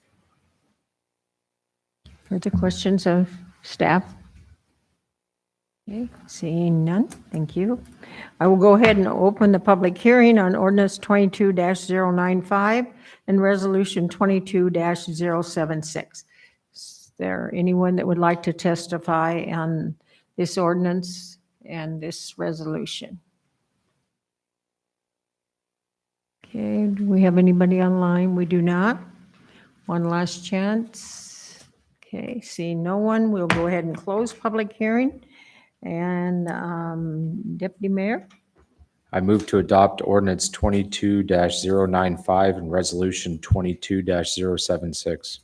And discussion by the Assembly? Objections to the legislation passing by the Assembly? Seeing and hearing none, the legislation passes. Madam Clerk. Ordinance 22096, an ordinance accepting and appropriating $304,249 from the Alaska State Department of Health and Social Services for the provision of critically needed essential health and social services with accompanying resolution 22077, a resolution approving the scope of work and budget for the Human Services Community Matching Grant Program and allocating funding to nonprofit subgrantees for the provision of critically needed essential health and social services. If you're on the phone and would like to speak to this, press *3. Madam, go ahead. Staff report. This again is accepted appropriation of $300,249 from the state of Alaska. It also has a matching grant of $93. That brings the total up to just over $334,000. This grant has, and you'll see in your packet, we had several applicants. The committee, our Human Health Services Committee, felt there was a need, a great need in our community, that all of the applicants that were qualified, and by qualified, we mean they meet the federal guidelines, or at least let us know they meet the federal guidelines for how they spend money, receive something. So as you'll see, we didn't give anybody necessarily the maximum they could get under the grant, which is $50,000, but we managed to give a large variety of organizations funding. Questions for the staff? Okay. I will go ahead and open up public hearing on ordinance 22-096 and resolution 22-077. Is there anyone that would like to testify? Do we have anybody online? We do not. One last chance. Okay, I will close public hearing. And Deputy Mayor. I move to adopt ordinance 22-096 and resolution 22-077. Discussion by the Assembly. Is there any objections to the legislation passing? Seeing and hearing none, the legislation passes. Madam Clerk. Ordinance 22097, an ordinance confirming the assessment roll for the Tolson Avenue and Elkins Street Natural Gas Local Improvement District Number 634, and establishing the method of terminating assessments and making refunds to property owners, with accompanying ordinance 22098, an ordinance providing for the financing not to exceed $77,000 principal amount of special assessment internal service funds for the Tolson Avenue and Elkins Street Natural Gas Local Improvement District, and fixing details of said financing. Okay. Madam, go ahead. Through the mayor Staff to the report. Assembly, Cheyenne Hine, Finance Director. This is the last piece of legislation for the completion of a gas LID. The construction has been done, total costs are in, and what we have before you is the approval of the assessment roll, which is basically every property that is impacted by this gas line. Questions to the staff? Okay. I will go ahead and open the public hearing on ordinance 22-097 and 22-098. Anyone is welcome to come and testify in either one of those ordinances. Seeing and hearing no. Do we have anybody online, sir? We do not. Last chance for anybody here. Okay. So I'll close public hearing, and Assembly Person 2. I move to adopt ordinance 22-097 and ordinance 22-098. Okay, discussion by the Assembly. Any objection to the legislation passing? I see or hear no objection, the legislation passes. Madam Clerk. Ordinance 22099, an ordinance repealing MSB 4.70 wastewater and septic advisory board. If you're on the phone and would like to speak to this, press *3. Staff report, sir. Thank you, Madam Mayor. I'll be very brief. This ordinance repeals the Wastewater and Septic Advisory Board, which is aligned with the resolution the Assembly previously passed. Just this lines up code with the resolution that was previously discussed. Thank you. Mhm. So I'll go ahead and open up the public hearing on ordinance 22-099. Anyone that would like to testify? Yes.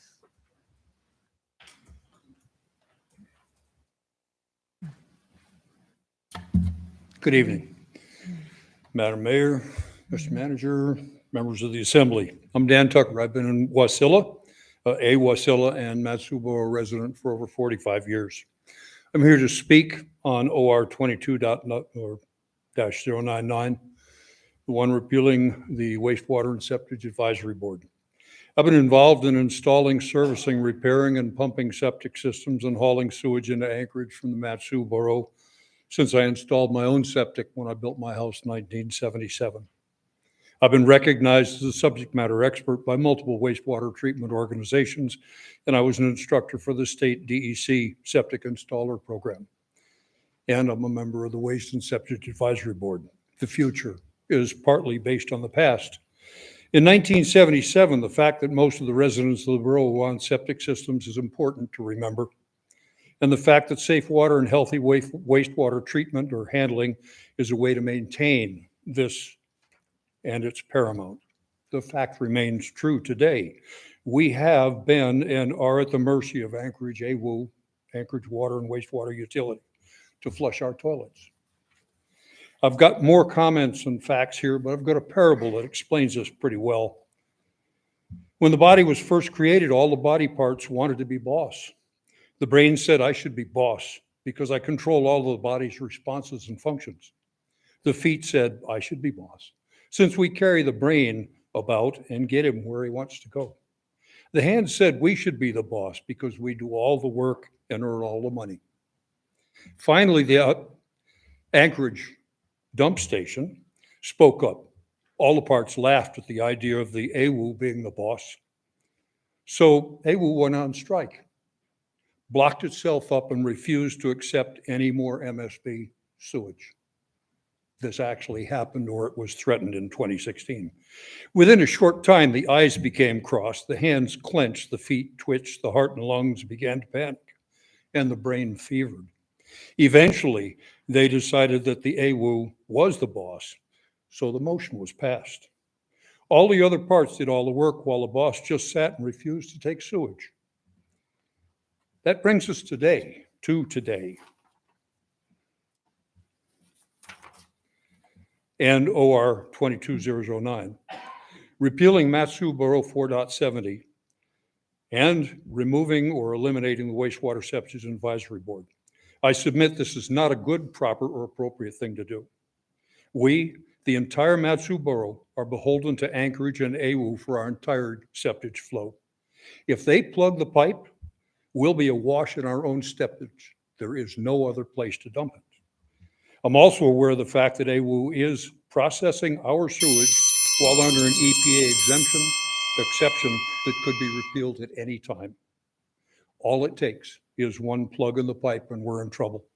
I submit this action is irresponsible and being enacted without consideration for the future. We, the Septic Advisory Board, are part of planning for the future, and we have not got one plan. Thank you. Thank you, sir.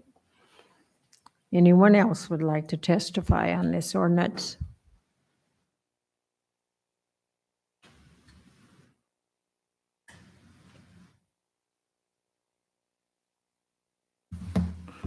Thank you, Assembly. My name is Eric Anderson. I raced over here from the Palmer City Council meeting, and I'm glad this topic was not heard before I got here.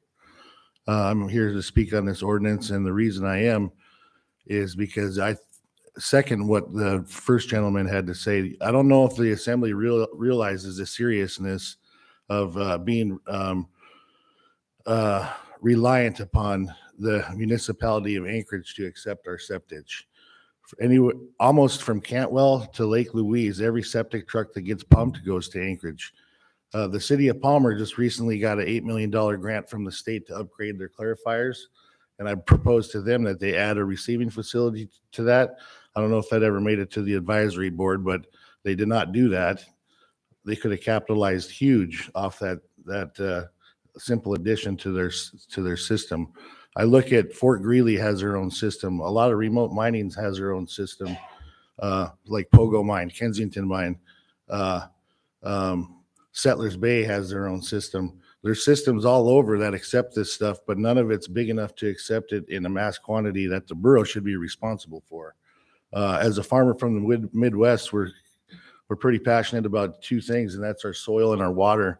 And as the valley has boomed in the past 25, 30 years, you'd be surprised at how many people don't test their water. And when you have unhealthy septic tanks that don't get pumped properly because maybe it's too expensive to ship it to Anchorage, or maybe the truck couldn't get there because the road was impassable because some of them are pretty rural.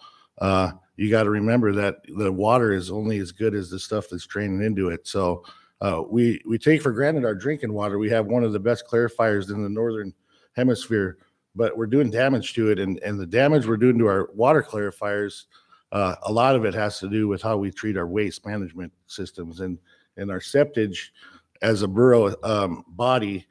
I think it should be your guys' sole duty to be able to offer that at least at one location. But I know the feasibility studies was too expensive. It was in the hundreds of millions, but maybe we could break it up into 4 smaller stations so the trucks didn't have to travel as far. But still, to try to get them to quit having to drive to Anchorage, I think would be a huge benefit for the borough, the operators that operate out here, the citizens, and also it's a responsible thing to do. Thank you. Mhm. Anyone else that would like to testify? Do we have anybody online, sir? We do not. One last time, then, is there anyone else that wants to testify? Okay. With that, I will close the public hearing, and Deputy Mayor? Oops. I move to adopt ordinance 22-099. Okay. Discussion. Assemblyperson Yount, go ahead. Ms. McKee, Oh, you I'm want to go? sorry. Or? So a no vote on this, excuse me, a no vote on this keeps the advisory board in place. Is that correct? Thank you. Go ahead, sir. I got a question for the attorney. So, as mentioned by the gentleman, thank you for this, but in 2016, which was prior to, I think, any of us being here, it sounds like whether it be AWU or the assembly, but somebody had spoke to the potential of not allowing us to deliver in there anymore. So I know recently they've said they enjoy the revenue, they need it. Balance sheet to me in Anchorage looks like they're kind of broke, so they probably really do need the money. But if they were to try to stop us from bringing it in there without some sort of timely, giving us time to adjust and build our own facility, could we not sue them for that? Potentially. When we looked at this question back in 2016, we never actually got anything in writing from them saying that they might cut us off. I think there was a little bit of a squabble going because there was a discussion out here about building a different waste treatment plant, and there was pressure and whatever. I understand more recently we do have a letter in writing that says we want your waste. The remedy would probably be to go to the Regulatory Commission of Alaska because the service area is somewhat undefined for AWWU, and it does present a complicated legal question when you say, oh, we're not going to take from, area XYZ, we're only going to take from area, PDQ. But the remedy would be to go to the Regulatory Commission of Alaska. We hope, of course, it never gets there, and potentially a lawsuit, but probably the regulatory agency. Thank you. And so, when I was first elected, I'm looking at this from 30,000 feet without looking at the third-party reports and the other things that we've got to see since. It seemed like it might be a good idea to me that we do eventually wind up with our own facility. I can say I definitely don't feel that way now after looking at things. It would cost substantially more. I believe in these guys, Mr. Tucker may be able to speak to this better, but I believe AWU was charging us 2.65 cents per gallon, I believe, for our stuff to be delivered into there. They can do it so efficiently and cheap because of the permit allowing it. It's the second most powerful body of water on the entire planet, right? That tide. And so we don't have that out here. It would cost us so much more money to treat it to the level that you could put it into the ground that, it would be a taxpayer's worst nightmare if we built our own facility out here, I assure you. So my biggest concern isn't AWU.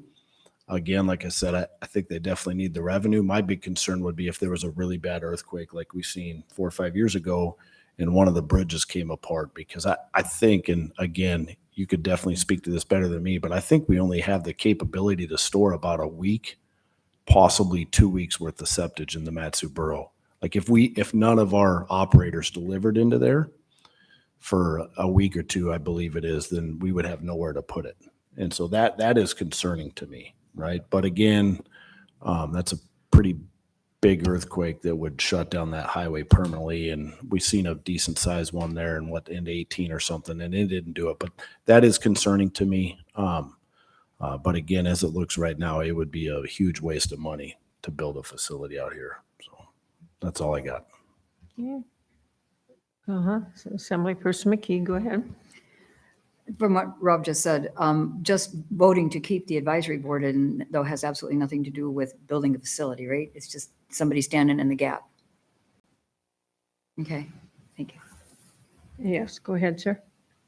To the mayor, to the assembly, then I would ask, because we have a resolution where the assembly directed me to stop work on a septic feasibility or septic study.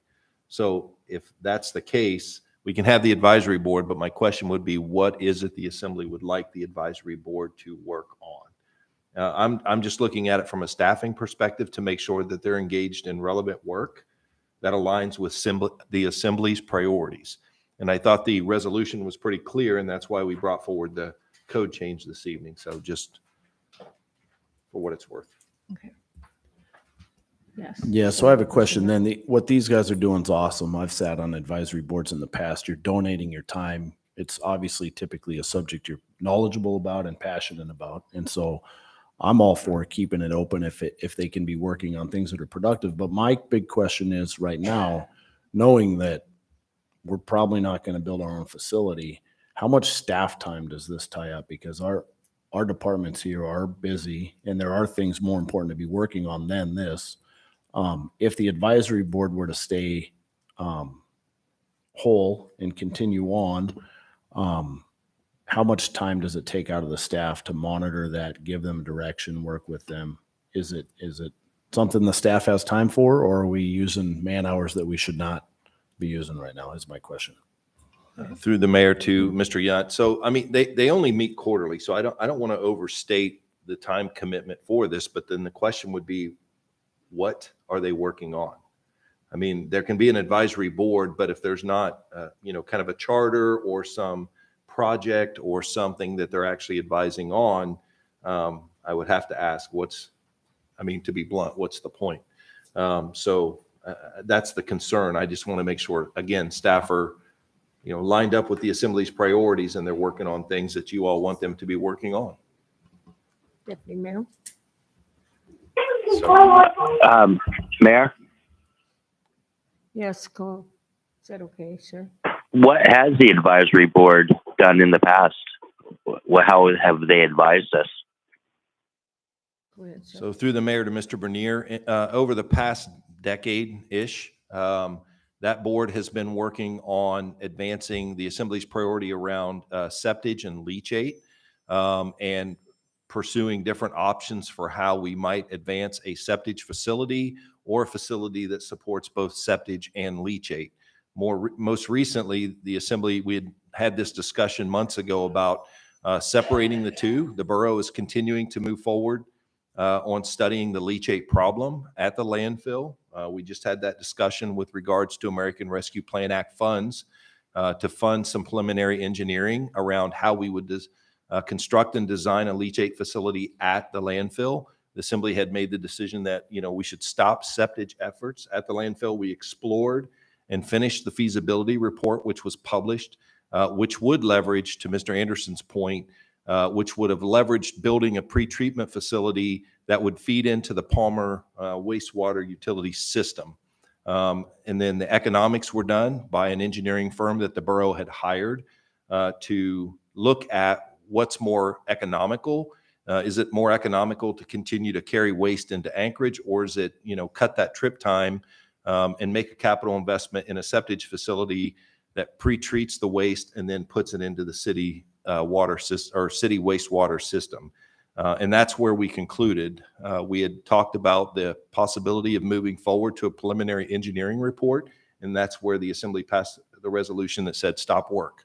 So from that, we generated this code change because we didn't see the need to have the wastewater septage and advisory board if we essentially had concluded that, yes, it is feasible to build a pretreatment facility and connect it into Palmer, but at this point, it's not wildly more economical for us to do that and enter into that business in the long term when it's generally about the same cost to haul waste into Anchorage. Okay, Deputy Mayor? So I recall the joint municipality of Anchorage assembly meeting where we had the presentation from AWU, and they said they were at the time discussing closing the closer receiving station, and upon questioning them, their reasoning for closing it was actually that we were planning on building our own septage facility. So it isn't necessarily the case that we were planning this because of AWU's actions. AWU was planning to close down that receiving facility because they had heard that we were planning to build this. And I mean, we've seen the economics of it. It just will not make sense. The only way it would work is if it's subsidized by the taxpayer. And I don't think that is responsible to do something that'll have a higher all-in cost than simply taking it and dropping it off in Anchorage, where they have that primary discharge waiver or primary treatment only discharge waiver. So, I mean, we already had a resolution to do this.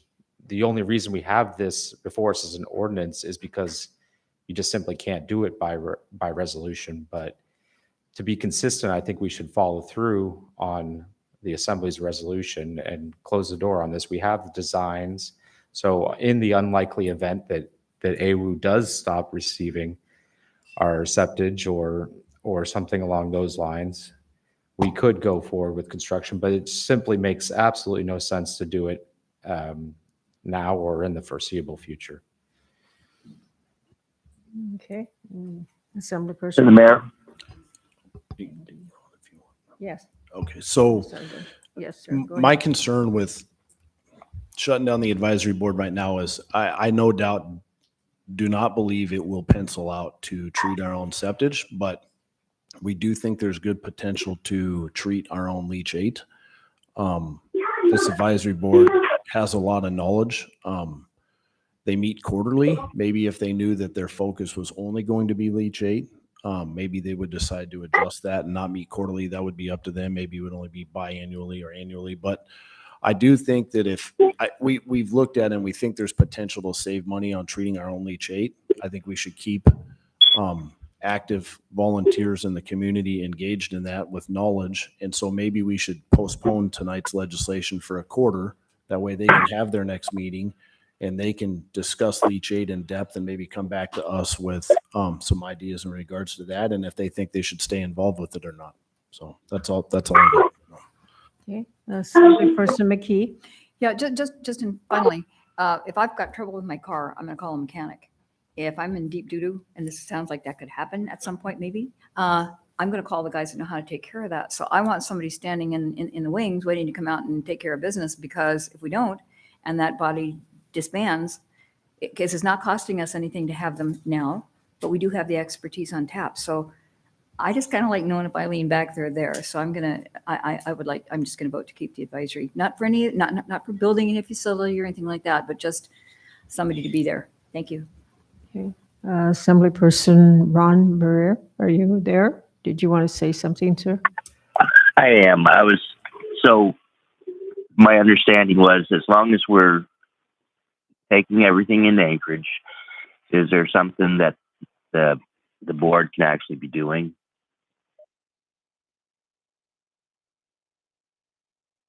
With no plans to build anything in the borough. Through the mayor to Mr. Bernier, that's my question, sir. Okay. And in case something did go awry, we have people on staff that, our leachate is way high or something like that. We wouldn't have to wait for a meeting every quarter to take care of stuff. Through the mayor to Mr. Bernier, I want to be clear. I think we've had great service from community members on this advisory board over the years. I think at this present time, the chairman of the Wastewater and Septage Advisory Board is a borough employee. Okay.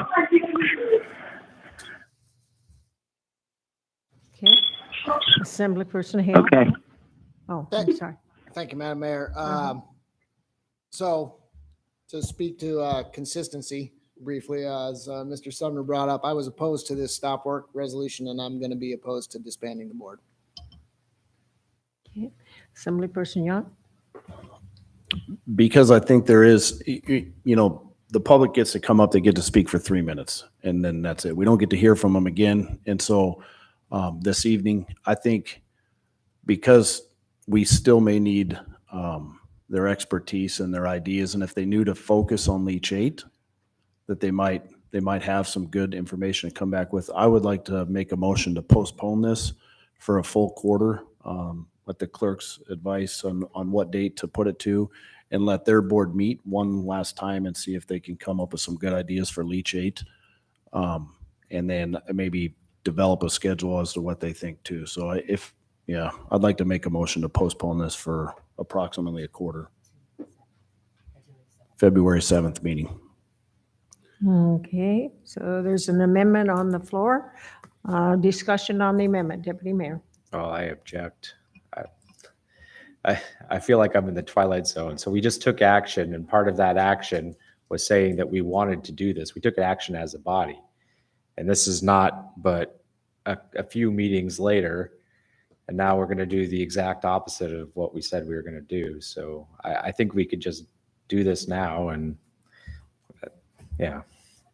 Okay, Assemblyperson Young, go ahead. Jesse is right, and I don't want to waste any time. We did take action, but we were really focused, at least my understanding of the action we took, we were really focused on the septage. I do not think it's going to pencil now or probably ever for us to treat our own septage, but I do think we should look a lot deeper into the Leach 8. And so that's why I'm asking for this, because I do think that their body has the potential to add a lot of value. Okay, Assemblyperson Nowers, did you still have a question? I was just going to say, I don't think there's any harm in giving the Septage and Wastewater Board a quarter to come back to us and let us know if there's something they do think is worth pursuing. Okay, go ahead, sir. Well, through the mayor to the assembly. So I just want to be clear for Leach 8. Right now, staff are headed down the road of designing a Leach 8 facility at the landfill. So we're currently not exploring other options for locations for Leach 8 treatment. And it's exactly in line with what we talked about at the last landfill meeting. So I would expect in the near future, and I'm kind of looking towards the back of the room to see if Tom, shakes me off like a catcher here or something. But I would expect we're going to probably have an RFP out on the street in the future to have a design to be advanced for leachate treatment options at the landfill. Further discussion on the amendment to postpone. Okay, is there objections to the, yes, okay. So the clerk will go ahead and record the votes. We're voting on postponing to February 7th. Assemblymember Bernier. Nay. It failed with Assemblymember Hale, Nowers, and Yunt in support. Okay, so now we're back to the main motion. Further discussion on the yes, Assemblyperson Hale. Just a brief comment. We talk a lot about trying to move the borough away from being a bedroom community for Anchorage, and I just wonder how we're going to do that when we're still hauling our poop over there. Further discussion on the main motion to adopt the ordinance. Yes, Assemblyperson Yount. In all fairness, lots of areas of the entire world do share share things like this. So I think we are a substantially better community, even though we sell them our poop. So and we should continue to do that because it makes fiscal sense. But. Is there any objections? I'm for that. Assemblyperson Hale. Oh, okay. So go ahead and Madam Clerk, record the vote. We're voting on the main motion. Assemblymember Bernier.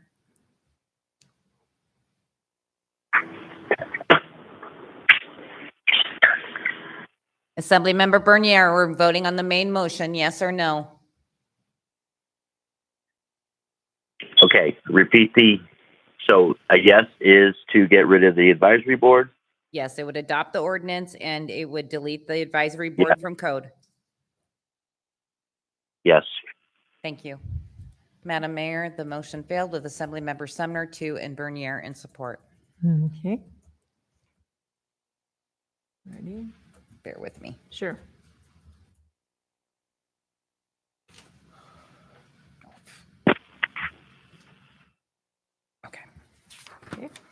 Ordinance 22-100, an ordinance establishing the borough's property assessed clean energy program. If you're on the phone and would like to speak to this, press *3. We have a staff report. Through the mayor to the assembly, Cheyenne Heindel, finance director. This is the final piece of legislation to establish our CPACE program. This actually puts what the previous work that you have done into code and sets up the program for administration and moving forward. Okay, questions for staff?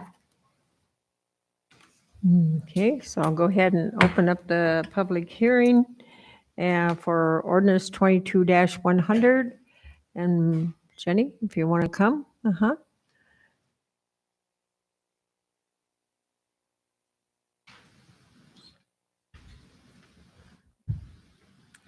Hi, good evening. My name is Jenny Willardson. I am a commercial real estate broker here in the Valley, and I support the adoption of CPACE in the borough. In my industry, I work closely with owners of commercial property, which are either investors or owner-user businesses.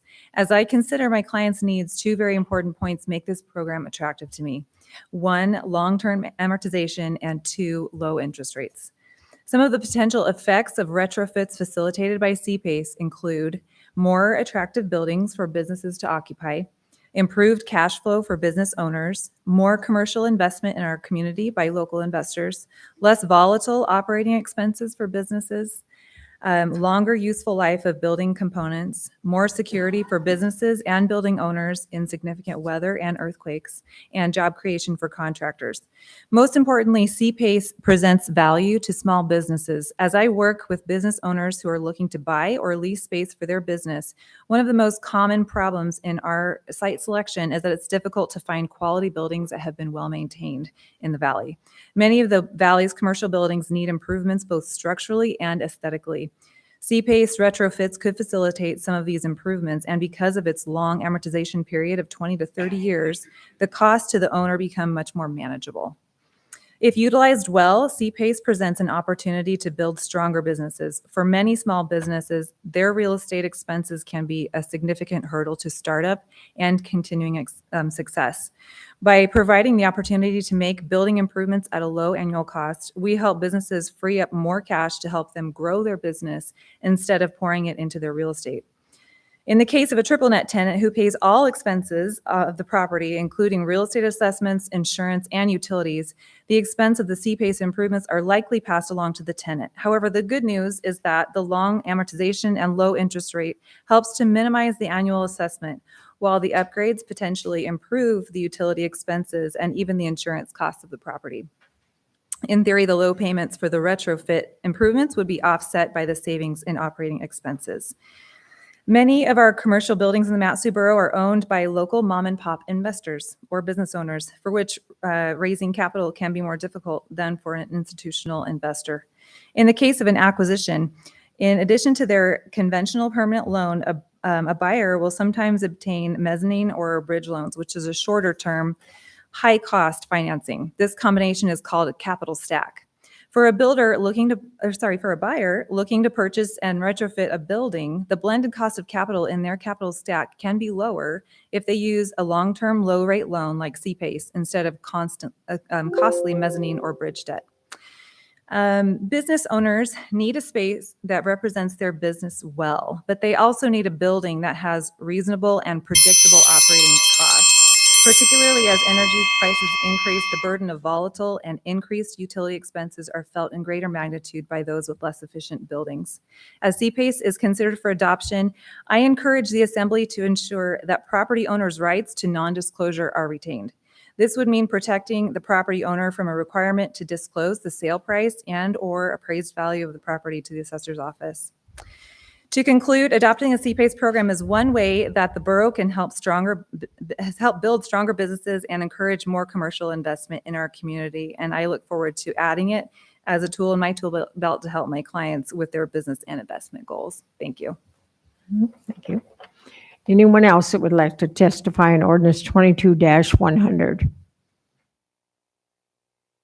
Okay, and we have one on the phone. Okay. All righty, go ahead. Whoever's on the phone, go ahead.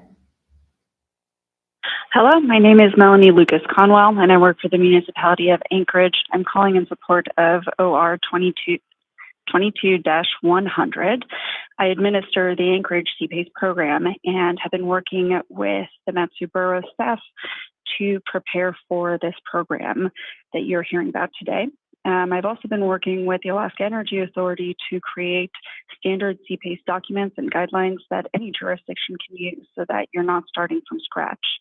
Since launching the Anchorage CPACE program in April 2021, Anchorage has received many inquiries from commercial property owners in our community looking to use this financial mechanism to finance the installation, operations, and maintenance of upgrades on their buildings that they wouldn't have been able to finance otherwise.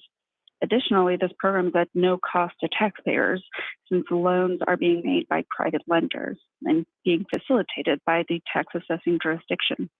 At the end of August this year, we closed the first CPACE loan in the state of Alaska in Anchorage for the RIM Investments building that is right next to the Anchorage City Hall in partnership with North Rim Bank, Nuving Greenworks Lending, and the support of Mayor Bronson. In addition to improving our building stock, these projects are creating local jobs to install, maintain, and operate the upgrades that are being created here. I'm excited to support and to continue working with the Mat-Su Borough on launching the CPACE program there, as we have heard from many Mat-Su property owners and contractors that are interested in the CPACE loans. Thank you. Thank you. Anyone else that would like to testify? Do we have anybody more online? No. Okay. So I'll go ahead and close the public hearing. Assemblyperson Nowers. Thanks. I move to adopt ordinance 22-100 and like to speak to it briefly. Sure, go ahead. I'll just say three quick things about this. Trying to grow our business base out here is just a major goal for me. And this is just a no-brainer. It gives businesses a potential leg up that's voluntary and optional for them. It's at no expense to the taxpayer and can help them lower energy costs and be more resilient in the face of things like earthquakes and windstorms. This is something that 30 states have, including Texas, Colorado, and Florida. This is modeled after Texas, in fact, and it's been used for churches, warehouse spaces, apartment buildings. In Florida, they use it for withstanding hurricanes, which fortunately, one thing we don't have here, knock on wood. And then lastly, when you have something that has support from across the political spectrum, I think you're onto a good idea. This is all the way across from both sides, including Mayor Bronson has supported it. Governor Dunleavy helped expand the program. You've got the VP of Commercial Real Estate for North Rim supporting it, and folks like Jenny Willardson here, who's a commercial real estate broker. So the people who are in this business see the value in it. And again, it's something completely optional. So I urge your support for it. Okay, further discussion? Yes, Assemblyperson Hale. Thank you, Madam Mayor. I just want to say this is a pretty fantastic program, and I want to thank the Assembly Member Nowers for bringing it to us so that we can help not be a bedroom community. Yes, Assemblyperson McKee. This is one of those marvelous combinations of environment and advancement of business. I'm absolutely delighted to see it. I did have one question. On page 405, it says that the borough may hire and set the compensation of a program administrator and program staff. And then that's and done at 3.26-050 on fees. It says a borough or its third-party administrator may impose fees to offset the cost of administering the PACE program. That's the only fly in the ointment that I see. I have absolutely no idea what those costs could be, what they are. And I guess my comment would be, this is such a blessing to both community and to private business. But should the taxpayers be on the hook for something that does not, let's say, benefit me in particular? Environmentally, it would, of course. Through the mayor to Assemblymember McKee, the code section you're reading anticipates that we have a third-party administrator. The applicants would be paying the fee to the third-party administrator to process their application. The borough will not be, and part of this, why we are looking at a third party, and right now exploring utilization of Anchorage's program to run our program, is that we don't want to add additional staff to run this program. So how come that language, if we just chuck that language, wouldn't that accomplish the purpose that you're just saying? No, it would not, because the fee is going to be charged by whoever the third-party administrator is Yeah. to the applicant. Yeah. They're the only one paying for it. The taxpayer is not paying the fee. Our borough taxpayers are not supporting this program through taxes. It would be like when you go in for a loan and you have a loan origination fee that handles the processing of your loan documents. This is a similar type fee. So this would be a cost of doing business to the applicant? Yes, it would be. To me, that language then seems superfluous, but if it's not a deal killer, then I'm okay because it's such a good bill. Yeah, it's not a deal killer. Actually, we need to have it in there so we can allow for the third-party administrator to charge for their fee. Okay, thanks. Deputy Mayor, do you have a comment? Yeah, so we are a non-disclosure state as far as sales prices go. Will the appraiser's office be privy to private appraisals or sales prices that are generated in relation to this and go to the bank for underwriting? Through the mayor to Assembly Member Sumner, again, we are anticipating utilizing a third party to process the applications. Once the applications are approved and the loan is originated, the only portion the borough will be doing is collecting the loan payments and remitting them to the bank, similar to what we do with LID. So there will be no information shared on the application with borough staff. Assemblyperson Nowers. I just wanted to thank Assemblymember McKee for her question and for yours too. One of the main things about this, I want to make sure there wasn't a burden on the borough or a cost to the taxpayers. So I specifically looked at, how this would work. And I just want to appreciate that you asked that question because I had the same thoughts and making sure that didn't happen. And this program doesn't allow that to happen. Assemblyperson Yount.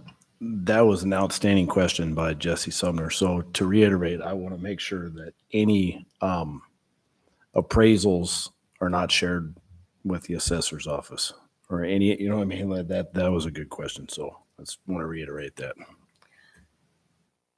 So again, to Assembly Member Yount, the application process will be handled by a third party. So we will not be seeing any of that information at all. The final will be the loan that's handed over to us.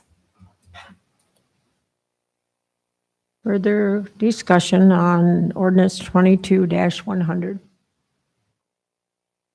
Is there any objection?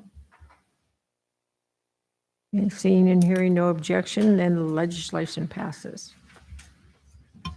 Go ahead, Madam Clerk. Ordinance 22-101, an ordinance accepting $25,723,438 and appropriating $12,523,438 from the Alaska State Debt Services Reimbursement with accompanying resolution 22080, a resolution approving the scope, work, and budget for community transportation non-federal match, Matsu Central School construction, Brett Memorial roof replacement, wildfire mitigation, and emergency medical Services Station 12-9. If you're on the phone and would like to speak to this, press *3. Go ahead, ma'am. Through the mayor to the Assembly, Cheyenne Handle Finance Director. This legislation before you is to accept the remaining amount of the debt service reimbursement back pay that we got from the state of Alaska and to allocate $12 million plus to the various projects that were previously read. As you know, we got a total of $3.7 million prior year debt service reimbursement. Almost $12 million was allocated by the Assembly previously to rebates to taxpayers for area-wide taxes. And as read, the rest of this will be utilized for, or at least the initial $12 million will be utilized for the projects. The remaining 13.2 million will flow through to fund balance, and we will be bringing back legislation later, next meeting, to appropriate an equal amount, roughly the same amount, from fund balance back into the Transportation 21 projects. Discuss, questions for the staff? Yes, Assemblyperson McKee. You were referring to debt reimbursement, something that's already been, monies that have already been spent. And that's what no? Through the mayor to Assemblymember McKee, the prior year debt service reimbursement, or the prior year debt service was spent. The reimbursement was something that was not funded by the state of Alaska from 2017 through 2021. And that was the retro pay that we received from the state of Alaska this year.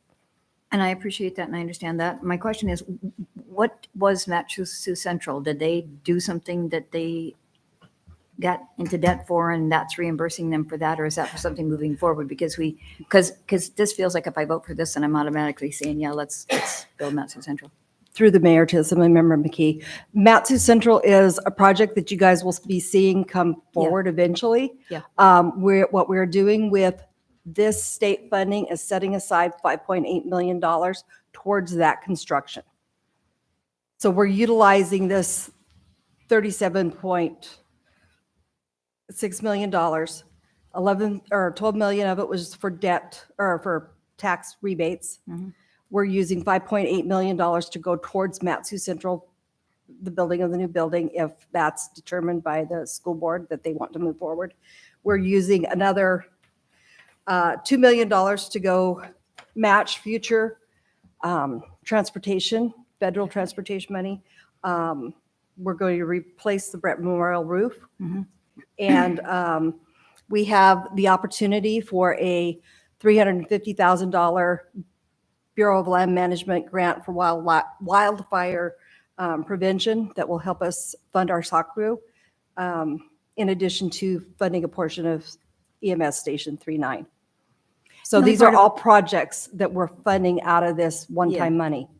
The only part about that bothers me is that is kind of binding us to a decision to actually go forward with the construction. That's how that feels. If we're going to set aside that $5 million, what am I saying if I vote for that? Through the Assembly to the mayor, or through the mayor to the Assemblymember McKee, you're making this decision. You can change this decision at any time. But right now, we're setting aside this money. I mean, if the school board decides they don't want to fund this with cash, or the assembly decides they don't want to proceed further with the project for Matanuska Central, then we would bring forward something to reallocate how this funding is done. Okay, thank you. Okay, Assemblyperson Young. Yeah, first I'd like to thank the governor for not vetoing this. Mike already knows, I've told him multiple times, I appreciate it. It's because of this money not getting vetoed that we're even considering doing multiple projects in the borough without any debt. I was recently at Moose Camp and missed a joint school board assembly meeting, and it is my understanding that there may be a member of the school board who feels as though that we are trying to change the terms of our agreement, and I'll speak to more on this tomorrow. But when we decided that we would use some, we all agreed that we would use some of their money to help fund the road project, we were not aware that we were going to be receiving close to $40 million from the state of Alaska. I believe there's about 8 going to EMS. There was 30 in match money. It was a substantial amount of money. Previous to that 38 million, there's no way we could have built this school out of pocket. Now we easily can, with both bodies giving a little bit more. And I want to note on public record that when we started talking about the potential of bonding that school at that time, debt service looked as though, and I do believe it would have been a good investment, because we're spending $600,000 a year on a lease for that building, and it's going to go up substantially. I believe it resets here in about a year or two to a fair market value lease. That lease is going to go up substantially, right? So our debt service would have been 1.3 million. Because of interest rates, From April to today, debt service would now be approximately 1.9 million. And if the school board is so arrogant, and we'll see how it goes, but if they decide not to move forward with this school and building it out of debt, there's a good potential that debt service will be well over 2 million a year. Okay, we are on just staff comments, sir, Okay. not on the discussion. I apologize. of I'm the- very irritated and I'm not done, but I will wait. Any other questions to the staff? Okay, thank you. So I'll go ahead and open the public hearing for ordinance 22-101 and resolution 22-080. Is there anyone in the audience that would like to testify on this ordinance and this resolution? Do we have anybody online? We do not have anybody online. So I'll go ahead and close the public hearing. And Deputy Mayor? I move to adopt ordinance 22-101 and resolution 22-080. Okay, and I'd like to recognize Assemblyperson Yount in case I cut him off. I deserve that. I'm Next sorry, time, sir. throw something at me. I apologize. So That's okay. thanks again to the governor for the extra for the money that we did not think we were going to get. I have no doubt in my mind this body will be very fiscally responsible when it comes to using it, deploying it, whether it be on our roads, which a big chunk of it will be, EMS stations, which we need desperately, or the Matsu Central. We're wasting a lot of money on that lease. We have 2,700 students in this community who attend homeschool programs that are not based out of the Matsu Valley. We're sending a lot of money from our taxpayers into other communities in this state. We have an opportunity, if the school board agrees to do so, to build the school with no debt. And I really hope that vote better be 7-0. I'll leave it at that. Thank you. Any further discussion? Any objection to the motion passing? Oh, you object? Okay. So Madam Clerk, then. So the vote will be on ordinance 22-101 and resolution 22-080. So you go ahead, everybody go. Oh, Madam Clerk, I'm sorry. Oh, you're fine. I would have to wait for everybody to vote. Assemblymember Bernier. Yes. It passed with Assemblymember McKee opposed. Okay.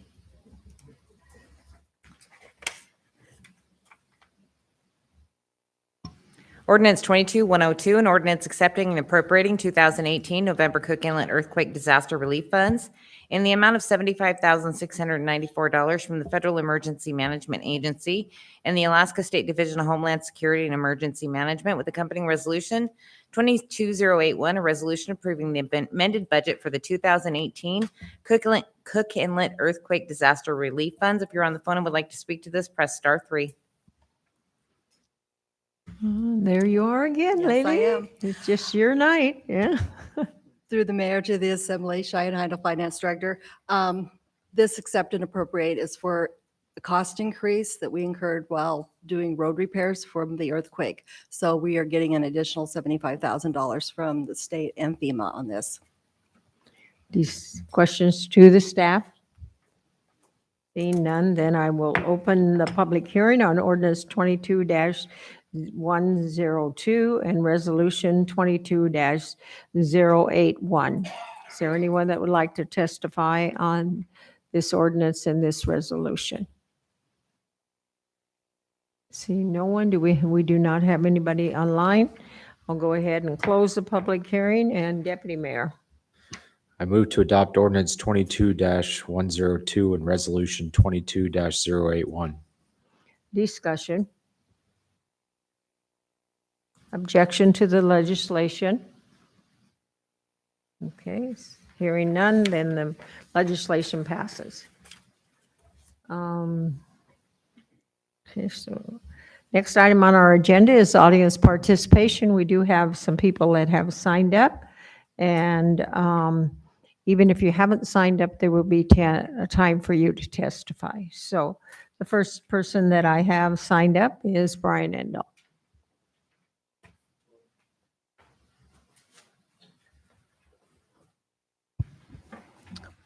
Hi, I'm Brian Endel, your Truth Conservative candidate for Borough Assembly District 1. Thank you, Madam Mayor, Mr. Manager, and members of the Assembly and staff. I wanted to talk about Ordinance 22119. First, I want to thank Ron Bernier for giving us the opportunity to have this ordinance, and even for our group to work with him on this one. Had the opportunity to look through this ordinance along with a group of others, and we saw the three things that were in there. First, the machines were being removed. The hand counting was done at a precinct level, and we had candidate representatives that can see and hear everything. Now, the group that I worked with also, looked through this with a fine-tooth comb, and we didn't find anything wrong with those three items that were in there and the way they were presented in that ordinance. So, there's many in our group that probably wanted this thing done yesterday, and I realize that probably won't happen.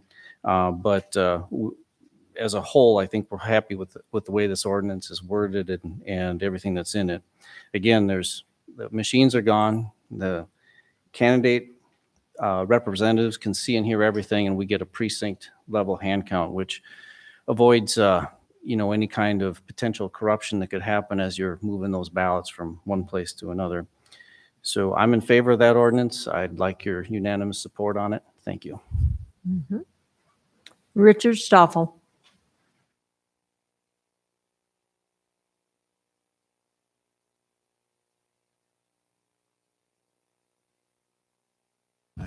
I'm Richard Stoffel, and I also want to speak on this ordinance, and I am thankful that we have this ordinance going forward, and it's a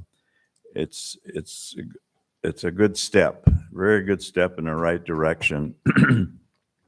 And I just kind of wanted to talk about what I see, kind of where we're at, like for now, and for the November 8th election, and then the ordinance, which is really for after the November 8th election. So the resolution that we have passed is 22072, and that's for the borough elections only. And it will be effective like on November 8th. And that has the paper ballots, and they go into a computer, and they're hand counted after that for accountability. And the hand count will be counted. The hand count will be done in a central location and not a precinct. And so also these ballots don't have an effective serial number on them. They have one that's kind of connected to it, but then it's taken off, so it's not really effective as a ballot number. We do have candidate representatives. This is for the November 8th election. That'll be present, and they'll be able to watch and see and all that. And then there won't be a camera there for that. And then when we go to vote on this is for the borough election, then when we go to vote for the state and the national elections, then our votes will be going into a computer, and the computer will be counting them, which I don't trust at all that my vote will really count on that. And then there won't be a hand count after that. So then the ordinance is also for the borough only, Ordinance 22-1119, and that's effective January 1st, after the first of the year. There won't be any computers. There'll be paper ballots, and there'll be a hand count, and it'll be done in the precincts, and there'll be candidate poll watchers, candidate representatives that can see and hear, and the count will be done in 24 hours, and there won't be any cameras for that in each precinct, which brings a great accountability. And there won't be any, and so, and also there'll be early ballots, which we've always had, but I really feel that we should have one-day voting. Okay. Loy? Okay, sure.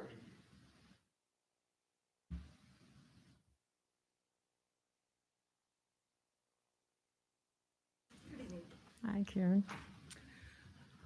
Madam Mayor, Mhm. my name is Karen Lewis, LEWIS, Mr. Manager, Assembly members. Thank you for hearing us on this. Not only do we here believe that this is one of the most important aspects going on in our nation right now, people all over the country believe that. They believe that the election was stolen, that their vote didn't count, that we have this whole mess going on in our nation now because it was stolen by the Democrats and they've made a complete mess of our nation. And we can't have this anymore. We need our votes to count. It's our right. It's our right. So we appreciate you listening to us. We appreciate you hearing us. So we've already gone over this a lot, but we do appreciate that you are going to remove the voting machines. Yay. It would be nice if it was done for this November, but it doesn't look like it's going to be. It would be nice if it would. We would trust our votes counted here in the borough if it did, if they were gone. Candidate reps will be able to see and hear all the ballot choices. That'll be awesome. And hand counting will be done at the precinct level. Great, great. We do, however, need to have the ballots numbered. They need to be on the ballots, not ripped off and not known. There's no accountability that way. So that really does have to be addressed too. There are testimonies in several states pertaining to the substantial election fraud because of voting machines, Dominion or others. Matt DePerno, who is currently running for Attorney General in Michigan, stated that Antrim, Michigan's Dominion machines audit showed 4 shocking discoveries, including ties with China. We already knew this. One, DePerno stated, we can flip votes from top to bottom. We can flip only selected races. We can flip just a few precincts in a county, and we can shave 5% from one candidate. So DePerno asked, do you think putting your intent on a ballot matters? Machines convert data, and data can be manipulated. DePerno went on to say, imagine if someone wanted to move Michigan from red to pink and then run the media narrative that people just don't like Trump. I can show you how to switch 160,000 votes at the precinct level. And I can support the flip with tabulator tapes at the precincts that are different than the paper ballots. Do you think our representatives will ever wake up? That's what he said. And I do believe he's going to be the next Attorney General. Other concerned citizens looking to expose election fraud. This is Dr. G. Frank, PhD, stated, this confirms, as seen in several other states, that ballots are being harvested at the precinct level, regulated at the county level, and determined at the state level. This has got to stop. We need our votes to count. I'm sure you all agree with that. So please get rid of those machines, all right? Thank you very much, ladies and gentlemen. That's all that I have signed up, and so, okay, thank you. No problem. I thought he said Karen was going to talk instead of him. No, the air was there. Yeah, I should have known. Yeah, kind of swinging around. Well, I'm Santa Loy Thurman, and Madam Mayor and all Assembly members appreciate y'all being here tonight. I'm sure it's by choice, right? So the situation, we've been over this thing so many times and everything else. I just really appreciate your endurance in the situation. The number of hours that we have spent is enormous just on this one item that we're trying to deal with. And it's basically just here to be able to protect the Alaskan, that our votes will really be counted. I mean, this is the most sacred of all things that we have. If we don't have our vote and we can't guarantee it, then at that point, we have no voice in the government and it's out of control. And truly the government has taken control of us. So you here have that incredible opportunity to take this back, which has been little by little grabbed away from us. in being able to do it. And we have proven over and over. And if you haven't done your stuff and your research by looking at Lindale.tv with the hours and hours of people that are incredible geniuses with this stuff that have worked at all levels of our government, to the highest levels that there are, in concerning the machines and their corruptibility and everything else, it's truly changed our nation. That's a reason why that our nation is in the mess that we're in at the present time. Through this process, the liberals and everybody have been able to get in, and they're controlling our nation when they honestly did not win to begin with. And so it doesn't really make any difference on everything else if we can't have this. We're so thankful. We have simplified everything down so much here. We didn't get everything that we were asking for, but we did with this portion. We've asked for those three things: that the machines get out here and be gone, the vote being at the precinct level, and that they're counted at that precinct level, and that the candidates will be right there where they can see and hear everything. It's kind of like a parachuter with a buddy on the front. You've seen those people coming down, with their buddy attached to them, everything else. That's what we're expecting to be able to see there, so that we can know and ensure. We don't want to wear out our welcome, but we're not through with making sure that our votes truly do count. When you ask Santa Claus for stuff, some kids just ask for the world, but there are some who are a little more reasonable, in what they ask. So that's what we're doing with you, that we're asking for the things, the very basic, and we hope that you'll really move quickly on this thing. You've already missed a little bit of a golden opportunity to be numero uno in the state as far as putting this forward, but it sure would be something to promote within all the boroughs of Alaska, and then to even promote this further, that it would then be the state policy for us doing that, being the state policy that we would handle all elections, and then after that, then we could go for national and federal. Thank you very much for your kindness. Thanks. Anyone else that would like to testify? Sure.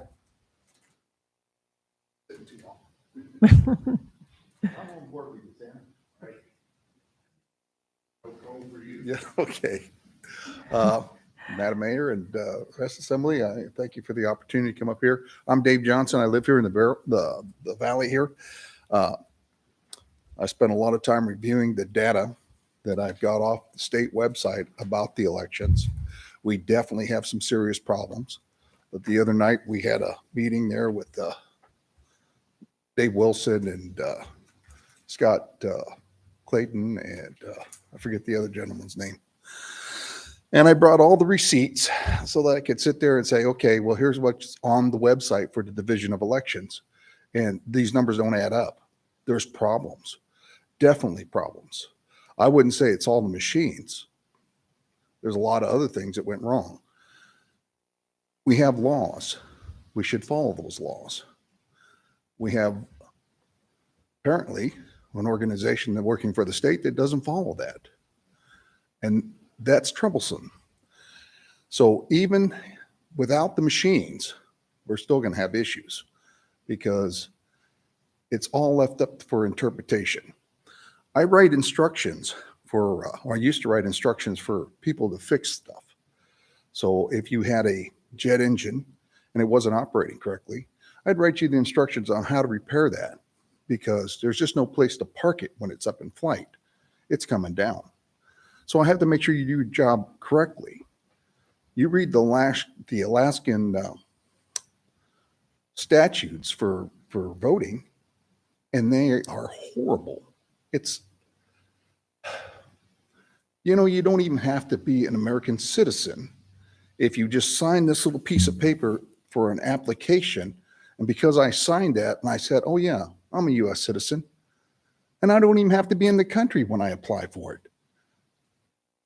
It does say that the division election person is supposed to check with the State Department. They don't. It's a lot of things like that. And I worked with Senator Showers on SB 39, and every time we submitted that, it just kept getting worse. I don't have a problem with the machines. I just want them checked. Every time we use that machine, we look at what that machine said and look what the paper said. This is how the person voted. This is the one that matters. I would really love to know what the machine is putting out. What kind of nonsense is going on in there? I've got one situation where I think it's fractional math. The numbers don't add up right. It's very sad. And I can't get anybody in the judicial department to take the affidavit that I submitted serious. So here I am before you guys, and I agree we need to get rid of the machines, but I don't have a problem checking them. Thank you. Anyone else that would like to testify?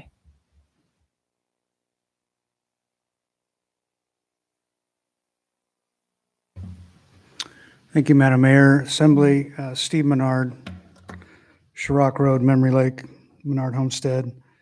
I wasn't obviously not going to, I didn't want to get up and speak, but I had to give compliments to our deputy mayor who so eloquently is trying to give direction to the borough manager on Ordinance 22-099. And it just, we all want government to be efficient.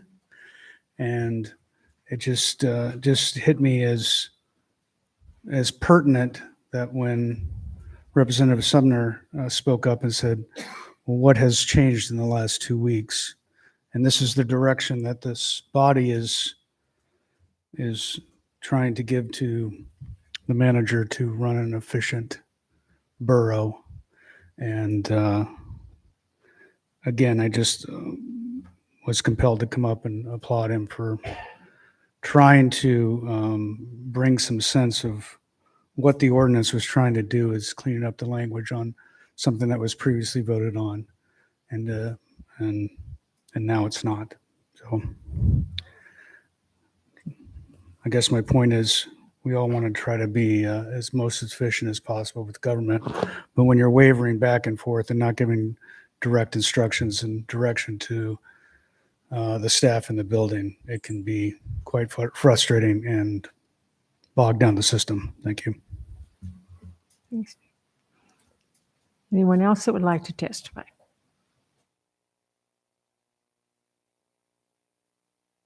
Madam Mayor and Assembly members, I'm Tom Olds. I live here in the Valley for since 1979. I have a point of clarification. I would like to have a definition of a borough election, because currently we have state elections, borough elections, and federal elections all on the same ballot. Are you telling me now that the borough is going to print its own ballot? And in a presidential election, are we going to have ballots prepared in advance just for the president? So if I come in from Colorado, I claim that I am here on business, I want to vote for the president, which is my right. You have a borough that I can do, you have a ballot that I can do that on without your borough and the state ballot attached to it? Because I take that ballot and walk into a closet. Nobody knows how I voted on that ballot. Nobody sees that ballot. So I would like to have a definition of a borough election, a state election, a federal election, and how you're going to separate and approach them.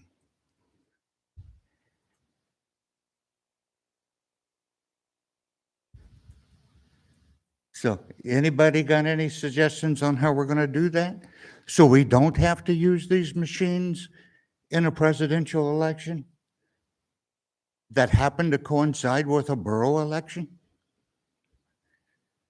Or a state election that happens to coincide with the borough elections? I'm all for doing away with the machines.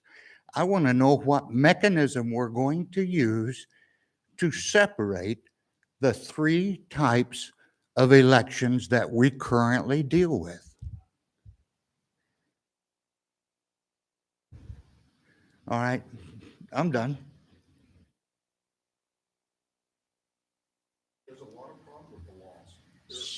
Okay. No. I'm sorry, Tom, this is not a time when the assembly can respond to questions. It's a time when we take input. So, All right. and the clerk said she'll talk to you after the meeting if you'll stick around. Okay. Okay. Thanks. Anyone else that would like to testify?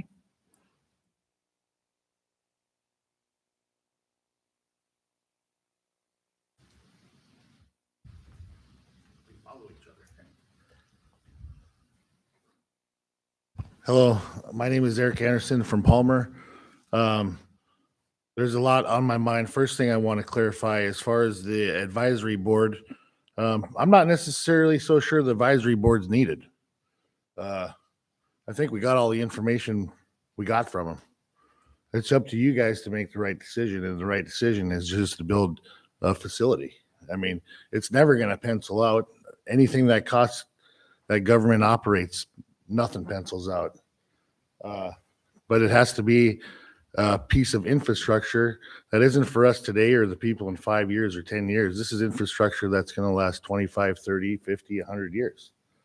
It's a responsible thing to do. I just ask that you guys would make the right move and maybe change the language. I know you're working on the leachate at the landfill. That is some toxic stuff that you definitely don't want to be dumping into anadromous fish streams, which we're so proud of. But also, that's just the leachate at the dump. The other septage that we have to haul, that needs to be treated properly as well. And it does. And the EPA's monitors the cities. Palmer, their upgrades were because of EPA violations. So they're trying to stay on top of it. Anchorage probably has a waiver because their population density and also the inlet, but we have the inlet too. We have all of Point McKenzie. There's tons of land up and down the inlet available for a system. And maybe one system isn't the solution. Maybe it's 4, like I talked about, or 5, spread out smaller ones for each little community or a certain population. Lastly, I'm as frustrated with the elections as anybody. It's frustrating. Our vote needs to count. It needs to be accurate.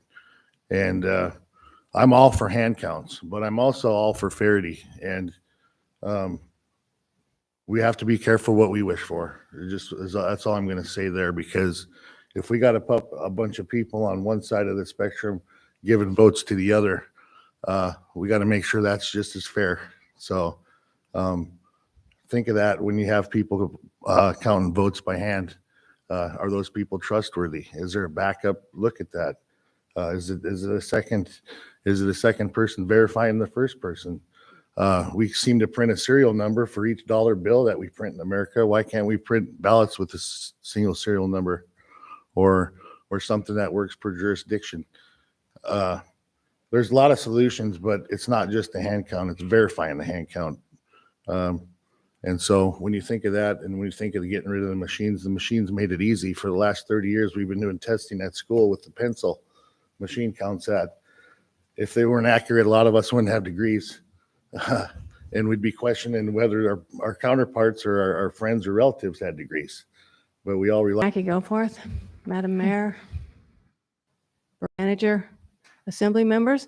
I want, as you know, I don't like the vending machines. I actually don't like any computers because I know what can happen.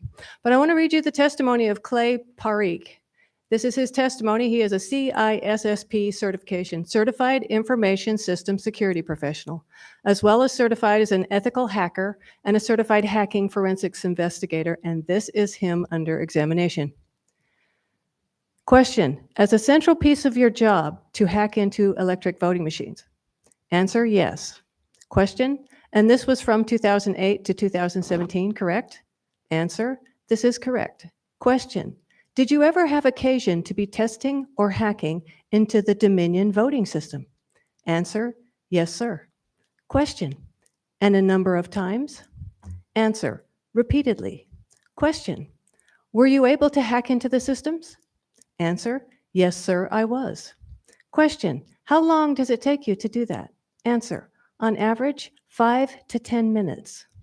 Question, and what would you ES&D systems? Were you able to, did you have an occasion to test and try to hack into those systems? Answer, yes, sir. Question, and were you able to do that? Answer, yes, sir. The ES&D Systems is also owned by Dominion, in case you forget. Dominion owns Sequoia, Smartmatic, ES&S, and Diebold. They're not trustworthy. Thank you. Mhm. Anyone else that would like to testify? This is time for audience participation. It can be on any subject. Okay, do we have anybody online? We do not. One last time, anyone else? Okay, so I'll go ahead and close audience participation. Do we want to take a break or we want to speed ahead? Deputy Mayor? Madam Mayor, actually, first, could I ask that we pull AM 22119? So you're pulling some from the consent agenda? Yes, Okay. I, to be consistent, I had recused myself from the contract award, so probably I should, to be consistent, recuse myself from the extension, just simply because I own property on Porcupine and on Beaver. Okay. So we're at the consent agenda. Does the assembly have anything to pull? Okay, is that the only one on the consent agenda that there is a concern? Okay. Alrighty, so I guess we're ready to go. Okay. I just wonder if we could take a 5-minute break. Oh, okay. All right. So we'll come back in 5 minutes.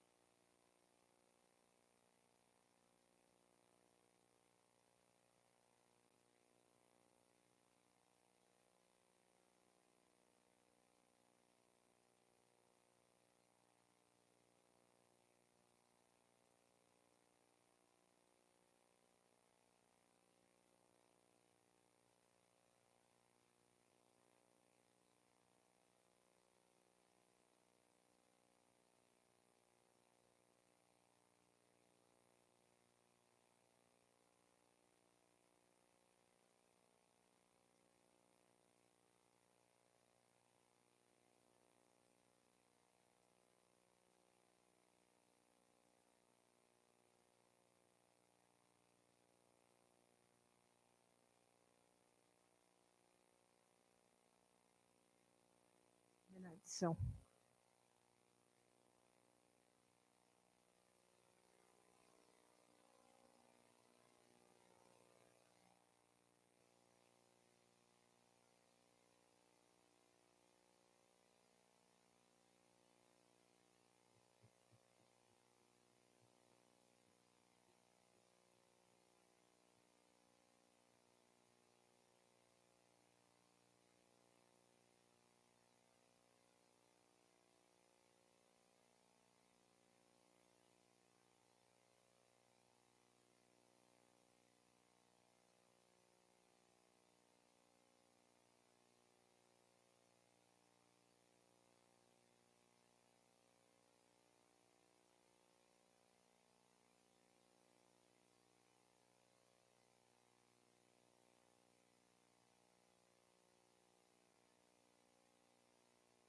Ahead and call the assembly back to order, please.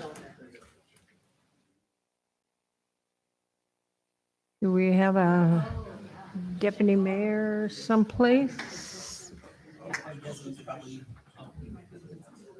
Well, we got enough assembly members. You want me to read it and start reading? Sure, yeah. Mike went to get the assembly person. Resolution 22086, a resolution amending the fee schedule for Brett Memorial Ice Rink.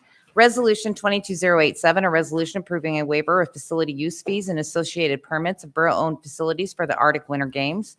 Resolution 22089, a resolution amending the title of the Caswell Creek, Birch Creek, and Crocker Creek Fish Passage Improvement Project and approving the scope of work and budget for the Birch Creek and Crocker Creek Fish Passage Project. Resolution 22094, a resolution amending the scope of work for the fiscal year 2009 through 2017 Community Assistance Grant to authorize the distribution of funding designated for 2 inactive community councils to local nonprofits that provide public benefit to the communities. AM 22116, acceptance of late filed and retroactive senior citizen and disabled veteran exemption applications. AM 22117, approval of contract extension for contract 22075B with Anchorage Roofing and Contracting Incorporated for a final completion date of November 30th, 2022 for the Wasilla Pool Roof Replacement Project. AM 22118, authorization to purchase fiscal year 2023 computer replacements from government computer sales under the National Association of State Procurement Officials Agreement in the amount of $175,773. AM 22120, approval of contract extension for contract 22119P with Socius Amica LLC to extend the final completion date to December 31st, 2022 for the Coordinated Human Services Transportation Plan update. AM 22121, approval to extend the completion date to contract number 22137B with Dirtworks Incorporated for the Lucille Street Culvert Improvement Project. AM 22122, approval to extend completion date and bid reduction for contract number 22054B with Western Construction and Equipment LLC for Bel Air Estates Road Improvement Project. AM 22123, approval to extend completion date for contract number 22150B with Dirtworks Incorporated for O'Brien Creek Fish Passage Improvement Project. Deputy Mayor? I move to approve the consent agenda as read into the record by the clerk. Is there any objection? Seeing no objection, then the consent agenda is approved. And then we will go back to the one item. And we'll let the record show that assembly person has excused himself. And so is there assembly person that would like to move AM 22? Huh? You want me to read it? Oh, sure. AM 22119, approval to extend the completion date for contract number 22123B with Valley General Construction LLC for Wolverine Avenue, Porcupine Avenue, and Beaver Avenue upgrades project to June 30th, 2023. Assembly person 2, is that in your area? Close. Okay. I move AM 22-119. Okay. Any objection? Seeing no objection, AM 22-119 has been approved. So there, somebody, okay, Yon's gonna go. There is no unfinished business. There are no vetoes. So everyone is back at the table now. And Madam Clerk, would you read the introductions, please? I will. Introduction for public hearing on October 4th is Ordinance 22076, Ordinance 22106, Ordinance 22107, Ordinance 22108 with accompanying resolution 22088, Ordinance 22109 with accompanying resolution 22084, Ordinance 22114 with accompanying resolution 22091, Ordinance 22115 with accompanying resolution 22092, Ordinance 22116 with accompanying resolution 22093, Ordinance 22117 with accompanying resolution 22095, Ordinance 22119, and for public hearing on November 22nd, Ordinance 22110 and Ordinance 22111 and 22113. Okay, Deputy Mayor? I move to introduce the legislation as read into the record by the clerk and set the public hearings for October 4th, 2022 and November 22nd, 2022 respectively. Madam Mayor. Okay, discussion? Yes. I'd like Personnel? to move to divide the question and take the introduction of ordinance 22-119 separately, and I can speak to that. Okay, I'd like to take it separately for the purposes of discussing having a special meeting on the elections. I know we already directed the clerk for this election to do a hand count. I think the term I heard that rung with me was that elections are sacred, and I do agree that there's sort of nothing more important. I'm sympathetic to the concerns about machines. I'm the person who gets everything by paper. There were several other things that have been mentioned about elections, and I've kind of been keeping track. Cameras, serial numbers, people that are still on the rolls that shouldn't be, ballots that are coming to addresses that shouldn't be. I'm also sympathetic to people who have said that when it comes to our systems, the weak link is the humans, that the machines have gone wrong because the humans have failed. And I think the next election isn't till November 2023, and that we need to get it right, but we shouldn't be in such a rush to get it right that we do it wrong. So for purposes of discussing a special meeting starting early next year on this specific issue, I'd like to move to divide that question. okay. Is there objection?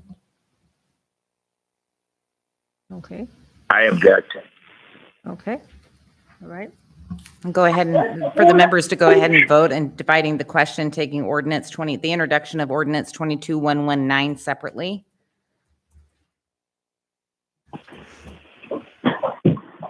I'm confused. Can you clarify that? A yes vote would be, A yes vote would mean that you're going to vote on the rest of the introductions separately, and then you would move on to the introduction of 22119 separately.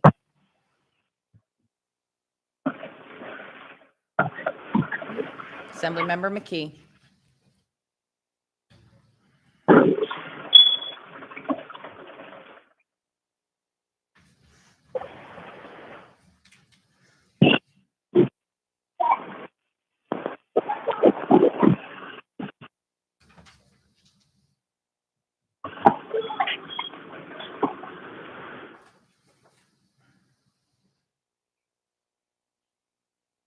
Assemblymember Bernier.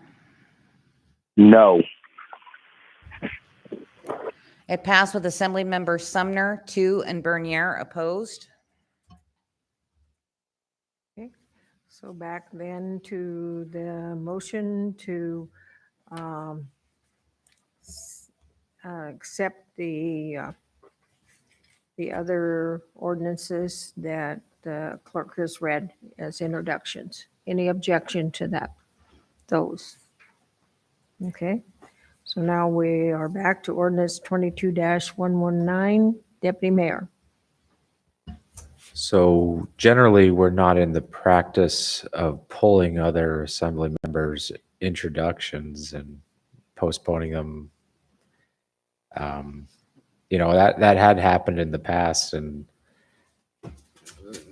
I felt that it was somewhat unfair. And we can have the hearing and you can make a motion to continue at that time, or, or there's time to bring amendments. But as a general practice, I think it's wrong to not even allow other assembly members' ordinances to be heard.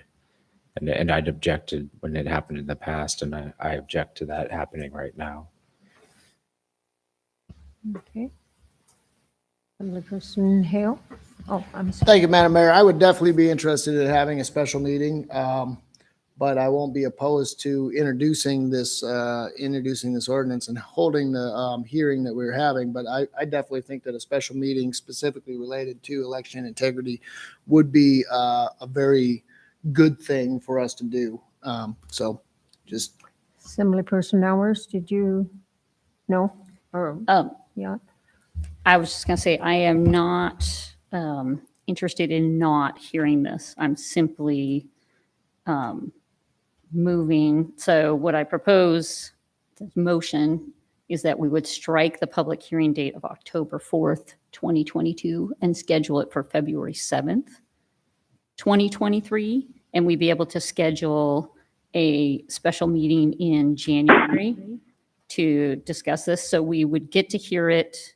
We would not in any way not be able to make this adjustment for the November 2023 meeting, but we don't end up in a situation where we are changing things and then coming back and changing them again. And we're especially allowing the public to have an opportunity on this, because this is on a particularly expedited schedule because of the way our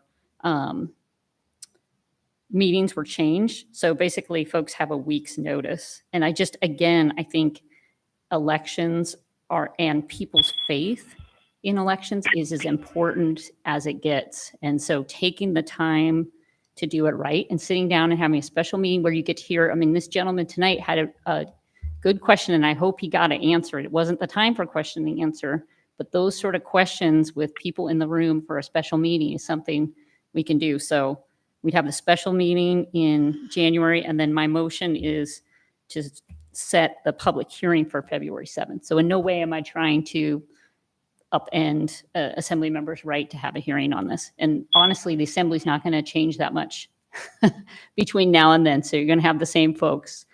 You just are allowing time for a considered discussion. Assemblyperson Yacht. Thank you. So I was definitely a little confused as to my vote there. I think it would be best to allow it to be introduced. But I also, for one, I wanted to do all the counting at the precincts this year, and that didn't happen. And I am hopeful that we count at precincts next year. But I do think it's a good idea. Me personally, I would like to see this introduced, as the assembly member asked. But I would like to have a meeting, I think we should have a meeting early next year after this election. And so that we can discuss a lot of things that, as mentioned previously this evening, I think a lot of people have lost faith in the machines, but there's also other areas that we can improve too. I'm hopeful that next year we can count at the precinct level rather than having one area. I think that opens yourself up to some liability and risk. But anyway, I do think, like Stephanie said, it'd be a good idea to have a meeting, but I will support the introduction because I think it's the right thing to do. Okay, further discussion. Okay, yes. Just to clarify, I would suggest that we introduce it, set a public hearing for February 7, 2023, and potentially, or I would suggest we set a special meeting for January 17th before our regular assembly meeting, perhaps at 4 o'clock, but I'll take I'm going direction. to ask the clerk, but it's my understanding your motion was to pull it. So the motion was to divide. It's still before Right. the assembly to be introduced. Right. What Assembly Member Nowers has done is made a primary amendment to strike the public hearing date of 10/24 and insert February 7th in its place. It would still be coming forward for public hearing should her recommendation pass for public hearing on February 7th. And I do believe you said in the after, because this is on the floor, you can't schedule that special meeting. Is that what you're meaning? My intent, but if we have to pass this first and then schedule the special meeting. Okay. Questions, everybody? Yes, Assemblyperson McKee. So we're voting on whether to introduce this and have a special meeting? Is it- Yeah, because we haven't introduced it yet. We have not introduced it yet. So we have to vote on the introduction No. before you You can do an introdu- amendment. Madam Mayor, you introduce it and set it for public hearing. Those are the Okay. motions. So the Okay. motion right now is to introduce and set the public hearing instead of on October 24th to February 7th. Okay. That's But the not the motion. work session. Not the works. We're not there the yet. No, work session that has and to all come that. later. That has to, okay. But that is my intent. Okay, so Assemblyperson McKee. Maybe you should just clarify it. I was following you for a second there and you took a turn and I lost the track. So if a yes vote, guess what? So- Yes, go ahead. So the motion that's on the floor right now, this motion is going to take 2 votes. So the motion on the floor right now is to strike the public hearing date of October 24th and insert February 7th. That either going to pass or fail, but you still need to vote to introduce it. So it's going to take 2 votes. So the first one is the October 7th. The first vote would be on what public hearing date it is. So right now, what's on the floor, the proposal is to have the public hearing on February 7th. Okay. Quick question. Versus October 4th, like the original? Correct. So that, I That want way- to clarify that. I think this originally was to be introduced October 4th, but I believe you said October 17th. I could be. It's October 4th. Okay. I might have said the wrong date. I'm I'm so sorry. sorry. Yeah. Okay, well, let's go back. So and- if we put it off till February, we could do it after the elections and how people vote then? Is that what I'm getting at? Yes, yes.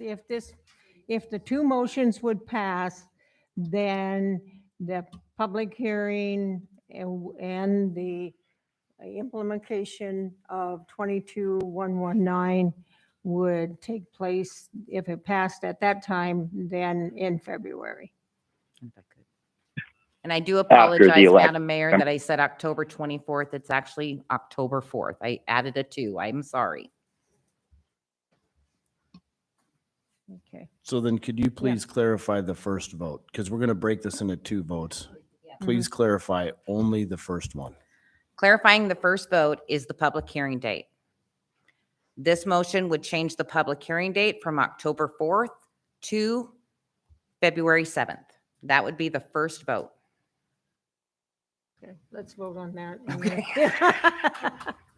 Discussion still on that?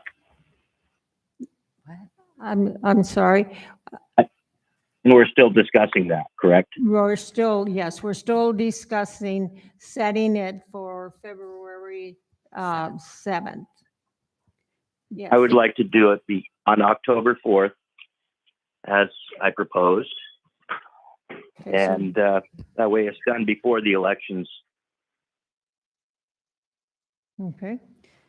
Alrighty, so there's an amendment then on the amendment, right? To change it to October 4th. No, no, you can't do that. No, that was just discussion. Oh, okay, all right. Assemblyperson Hours. One other advantage is that we will have the results of the election and be able, and seeing how the hand count went. So the other advantage, I think, of doing this after is you get to see how that went and anything that cropped up in that. And again, you're still not cutting any deadline close for the November 2023 election.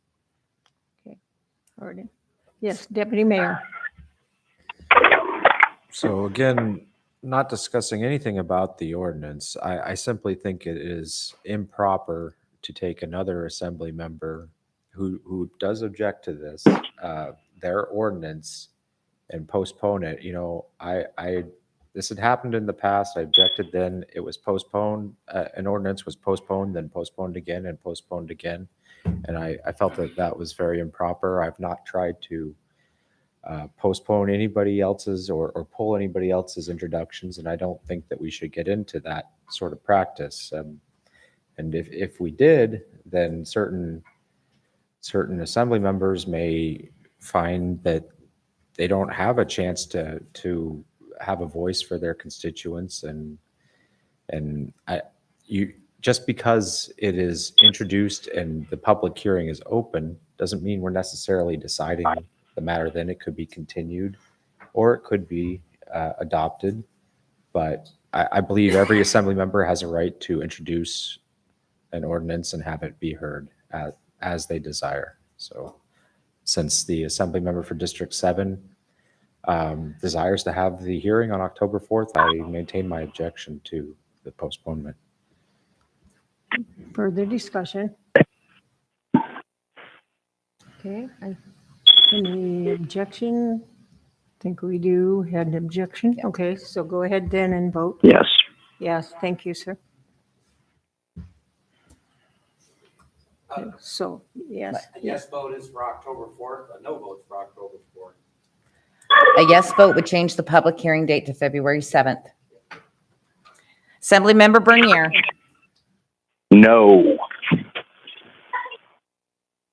Madam Mayor, it failed with Assemblymember McKee and Nowers in support. So now we are on the main motion to introduce it and set it for public hearing on October 4th. Okay. Objection to the motion to introduce and set for public hearing on October 4th. So we have objection, okay?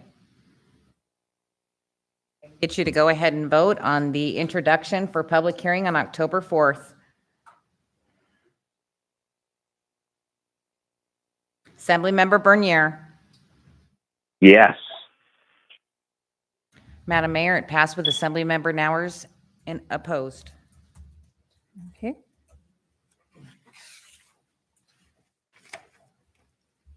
So now we're ready for you to read the introductions now for the public hearing set for the 22nd of November.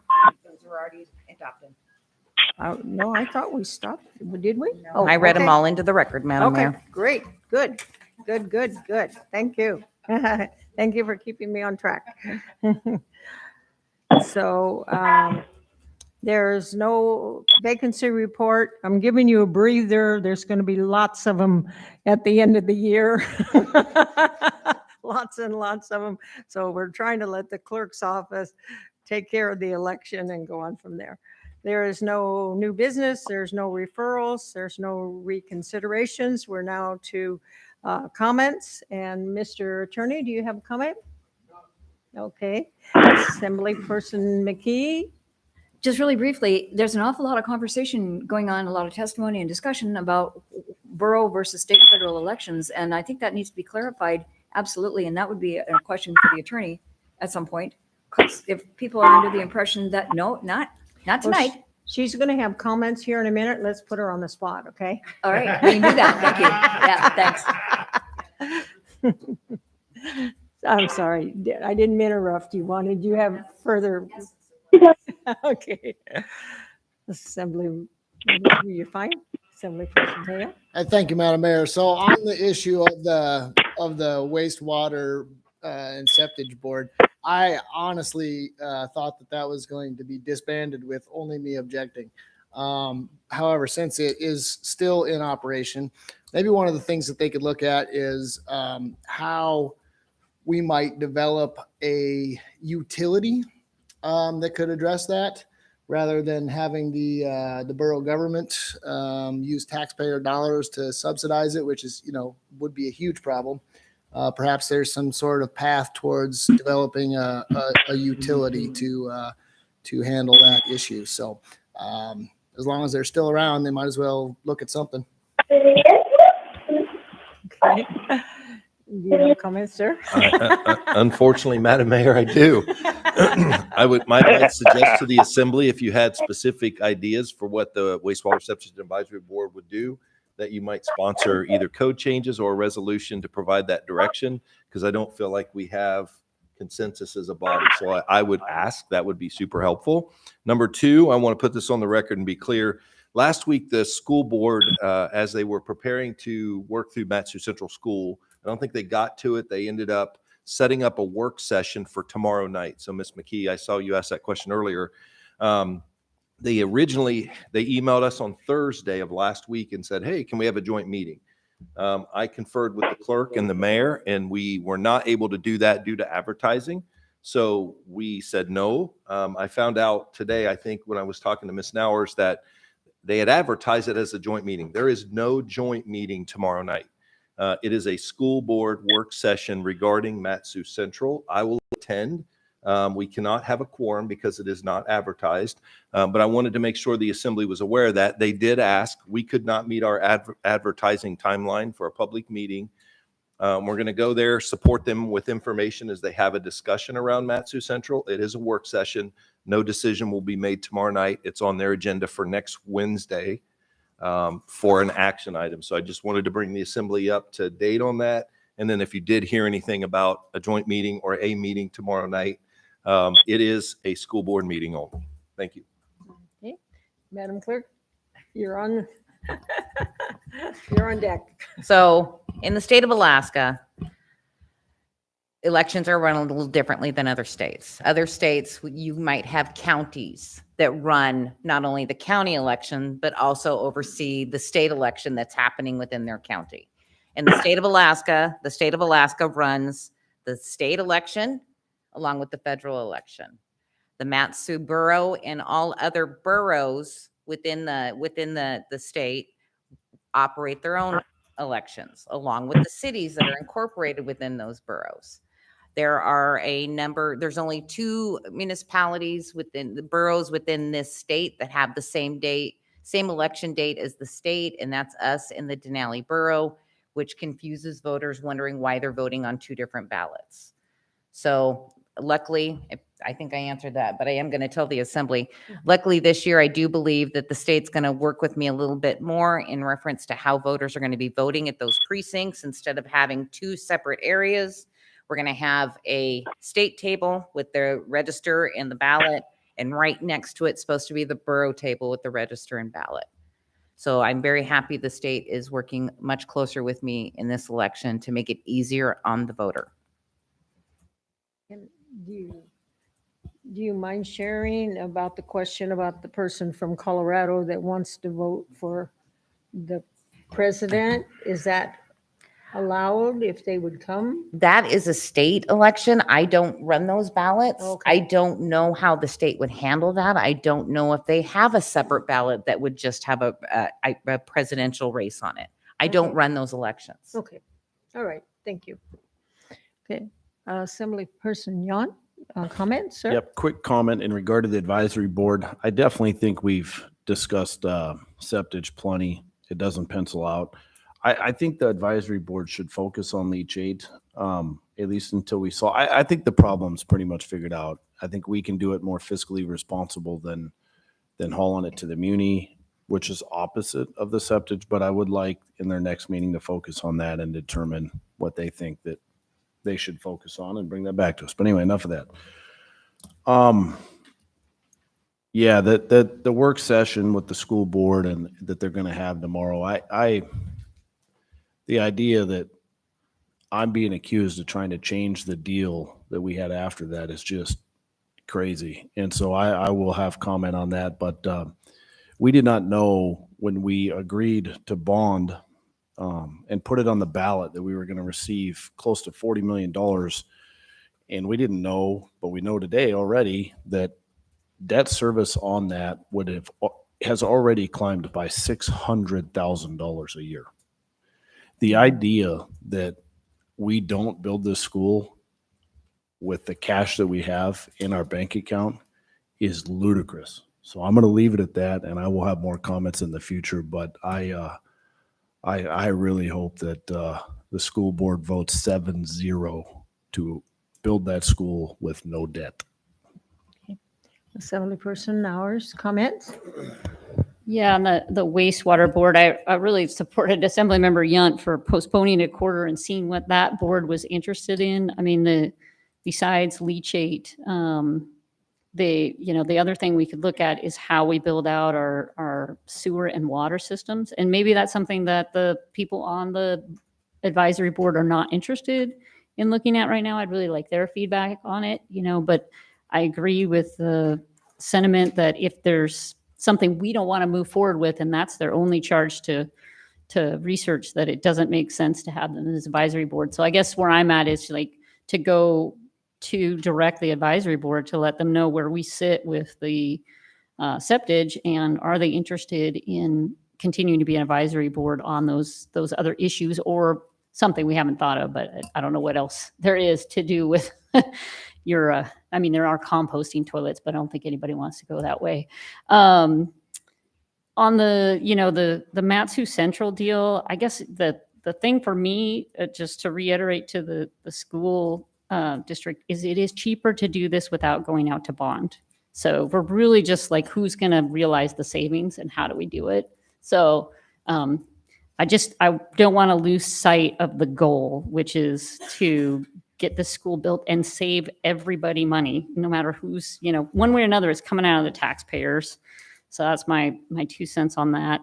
I'm going to apologize for voting against introduction for Mr. Bernie's election, but I just feel like we are going to end up in a hearing, and a hearing is not a great place for discussion and getting information back and forth. Some of these things would be great to have the clerk be available to explain. That's a state, that's a federal, and this is especially expedited because it's being introduced and heard next week.